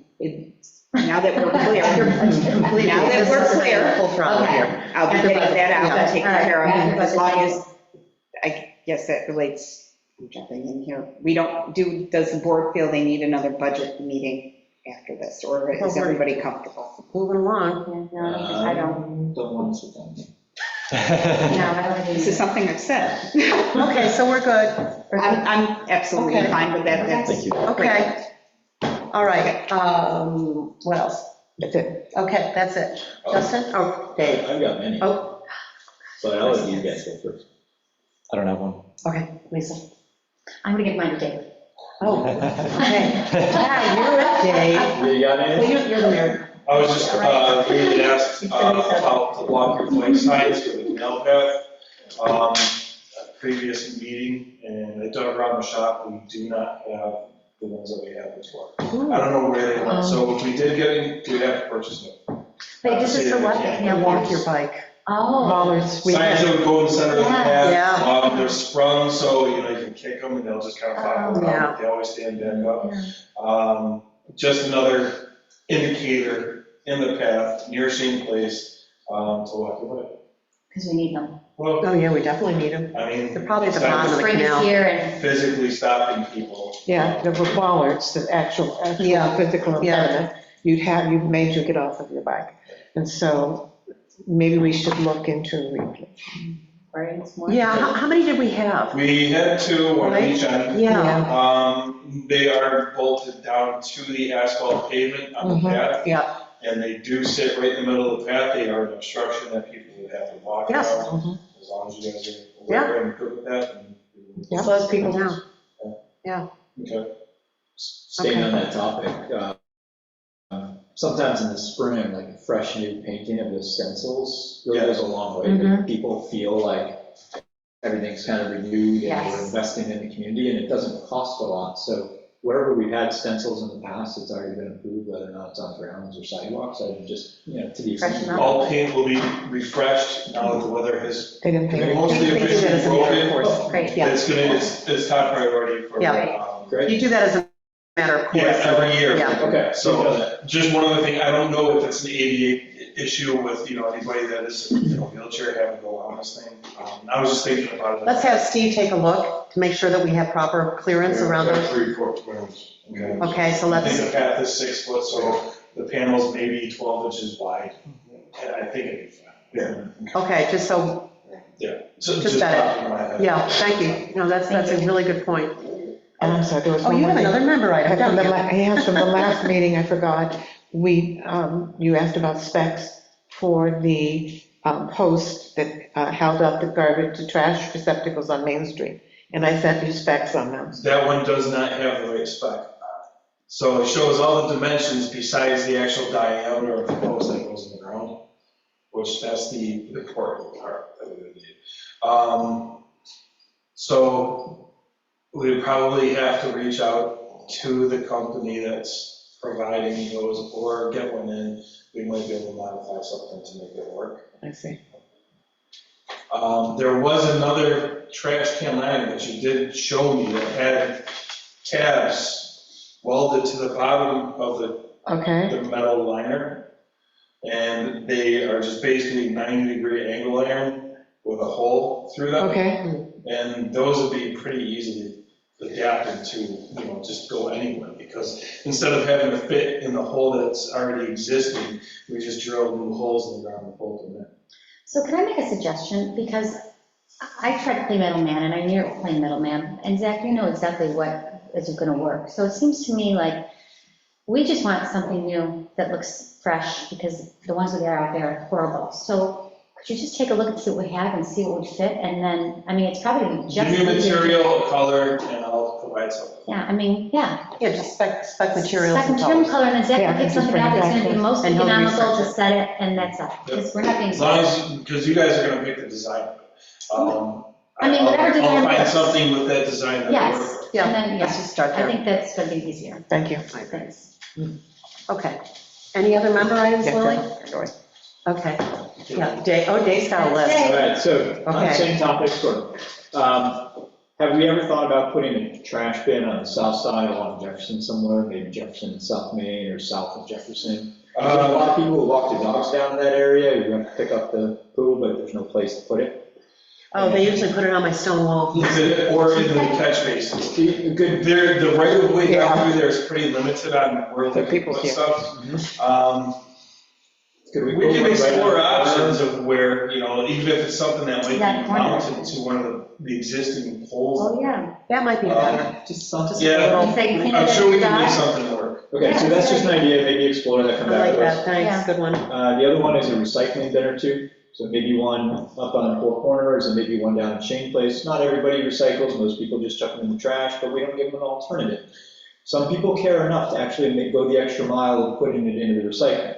The challenge is, if it looks just like a trash bin, everybody's just gonna throw trash in it, you're gonna end up looking at it and saying, we're not gonna do this is what we get paid to do, wrap it up, chuck it. I carry mine home. So is there a way to maybe have something that is, the circular bin that is? Yes, just differentiates. Just- Again, if you guys want to find a design, I'll Well, we find talked something about that. that when we were doing the garbage cans. So if you guys have any ideas on design, just see pictures Well, of the something question you is, where do like. you put them? See, the question was, we had this discussion, because a lot of people, there are people that do care, and then there are people that don't. And now you're getting 2 garbage cans instead of 1. The cost doubles, and the congestion doubles. So now, when you're walking down the street, we've got 2 garbage cans. Right. So what is really, do you think people are gonna really make a big difference? So That's my the concern. question maybe, is there a place down on Shone Place or Shane where it could go that isn't interjecting itself, where people who do care, Why don't we do a test one, just get one and see how it works, if people really start to separate it, I hey, mean, honestly, the pavilions down in that area, you find a ton of plastic cups, plastic containers from, the Yes. takeout Yeah. containers, and to-go containers. That's a good idea. Why don't we do it down the Shane Place and And see just if do a that's- test Right, right between Aladdin's. Because if and, they don't do it there, Lafayette. those are not gonna do it anywhere. don't Right. spend 2-3 hours doing this, but as you're just going around and you're thinking, hey, that's an empty spot, maybe XYZ could go there effectively. Another That's spot that fine. would be good is over by utility, because those little plastic cups, All those the little plastic time. spoons are everywhere. all the time, they're everywhere. Right. So So if you could that's- ask them to provide something like that too. That's true, that'd be nice. Want to go back to hours of operation for the restaurants? The hours of operations for the restaurants, make sure we bring that forward. I'll vote no otherwise without that. I think we have to declare the tentative budget and unlisted action for seeker. Didn't we have to do something else? He's preparing the secret docs for the. That'll be when the in the- So adoption. what was it that Jeff had mentioned we had to declare as an unlisted action? It'll be both the budget and and multi-year the plan, and multi-year. it'll be at the. But at the. That's fine, we don't have to do that. Yeah, we do that prior to the adoption. Okay, Lily, thanks for the short-term rental meeting, totally agree. Between now and the 30th, is it possible to have some comment, whether or not it's just, hey, this looks great, or something from our municipal financial advisor? that down in associates. I can give them a call tomorrow and see if I can send it over and see if we can get a comment.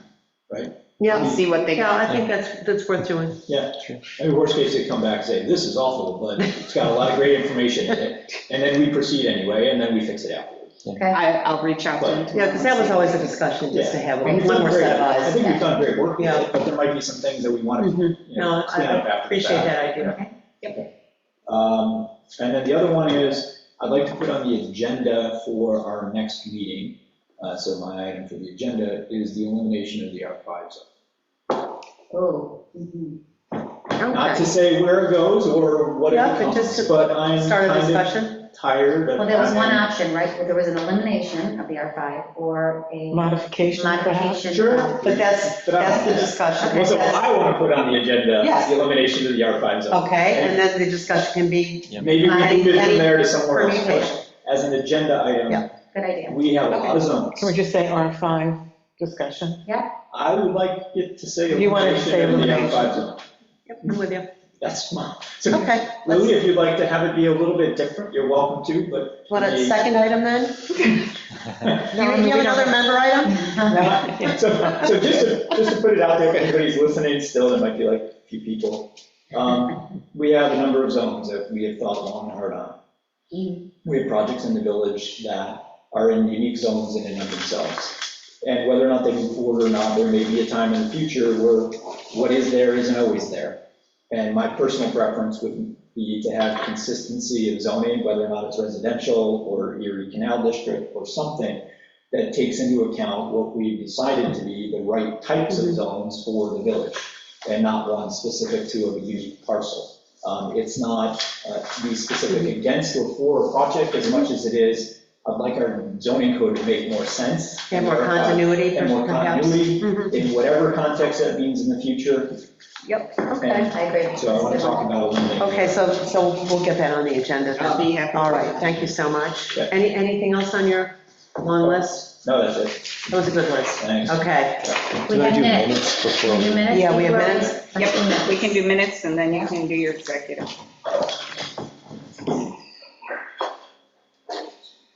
Thanks, gentlemen. Thanks, guys. Thank Well, you. Zach's coming back. I'm not leaving yet. Just one comment on the minutes, they were very good.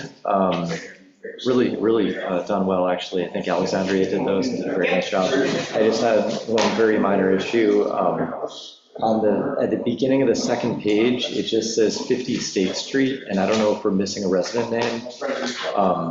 If it's one that we didn't catch, maybe we just specify that we didn't catch it, or? Usually we put resident or, Yeah, if we just. I can make sure, I'll look for the name or put Fix resident. that however appropriate. That was my Okay, comment. not a problem. Okay, I Can we missed it. even change our code to where they don't have to even say their address anymore, it's just resident or non-resident? Actually, that was, it was really more about Steve reporting on issues and fines that you would not name them. I seem to remember that, but You're right, there was something. yeah. And it might be someone that can't provide their name. Yeah. There is, in that case, we should just put resident. Anything else? Motion to approve the minutes as presented, For which date? With the one modification mentioned, yeah, with modification mentioned for all of them. February 13th, 24, just one day. That one. Okay. Is there a second? Okay, roll call, please. Trustee Coe, Aye. trustee Marshall, Aye. trustee Lampier, Aye. trustee Lightgev, Aye. Mayor Plummer. Motion passes. Okay, There was only 1 minute. that was it. That was it. That was it. Okay. Motion closed. No, Nope. motion, executive session. Yeah. Motion to adjourn and go into executive session. How do you do it? For the purpose of discussion of an employee. Employee matters. Yes. We have no other. We have no other Well, items. there may be a motion. Well, there may be a motion. This is about hiring someone, so we're going into an executive session. We may act on that. Yeah. Okay. Thank you. Okay, thank you. Have Thanks a good so night, much. thanks, Justin. I second. Okay, roll call, please. Trustee Marshall, Aye. trustee Lightgev, Aye. trustee Coe, Aye. trustee Lampier, Aye. Mayor Plummer. Aye. Motion passes. Okay, pause, please. Get Zach back.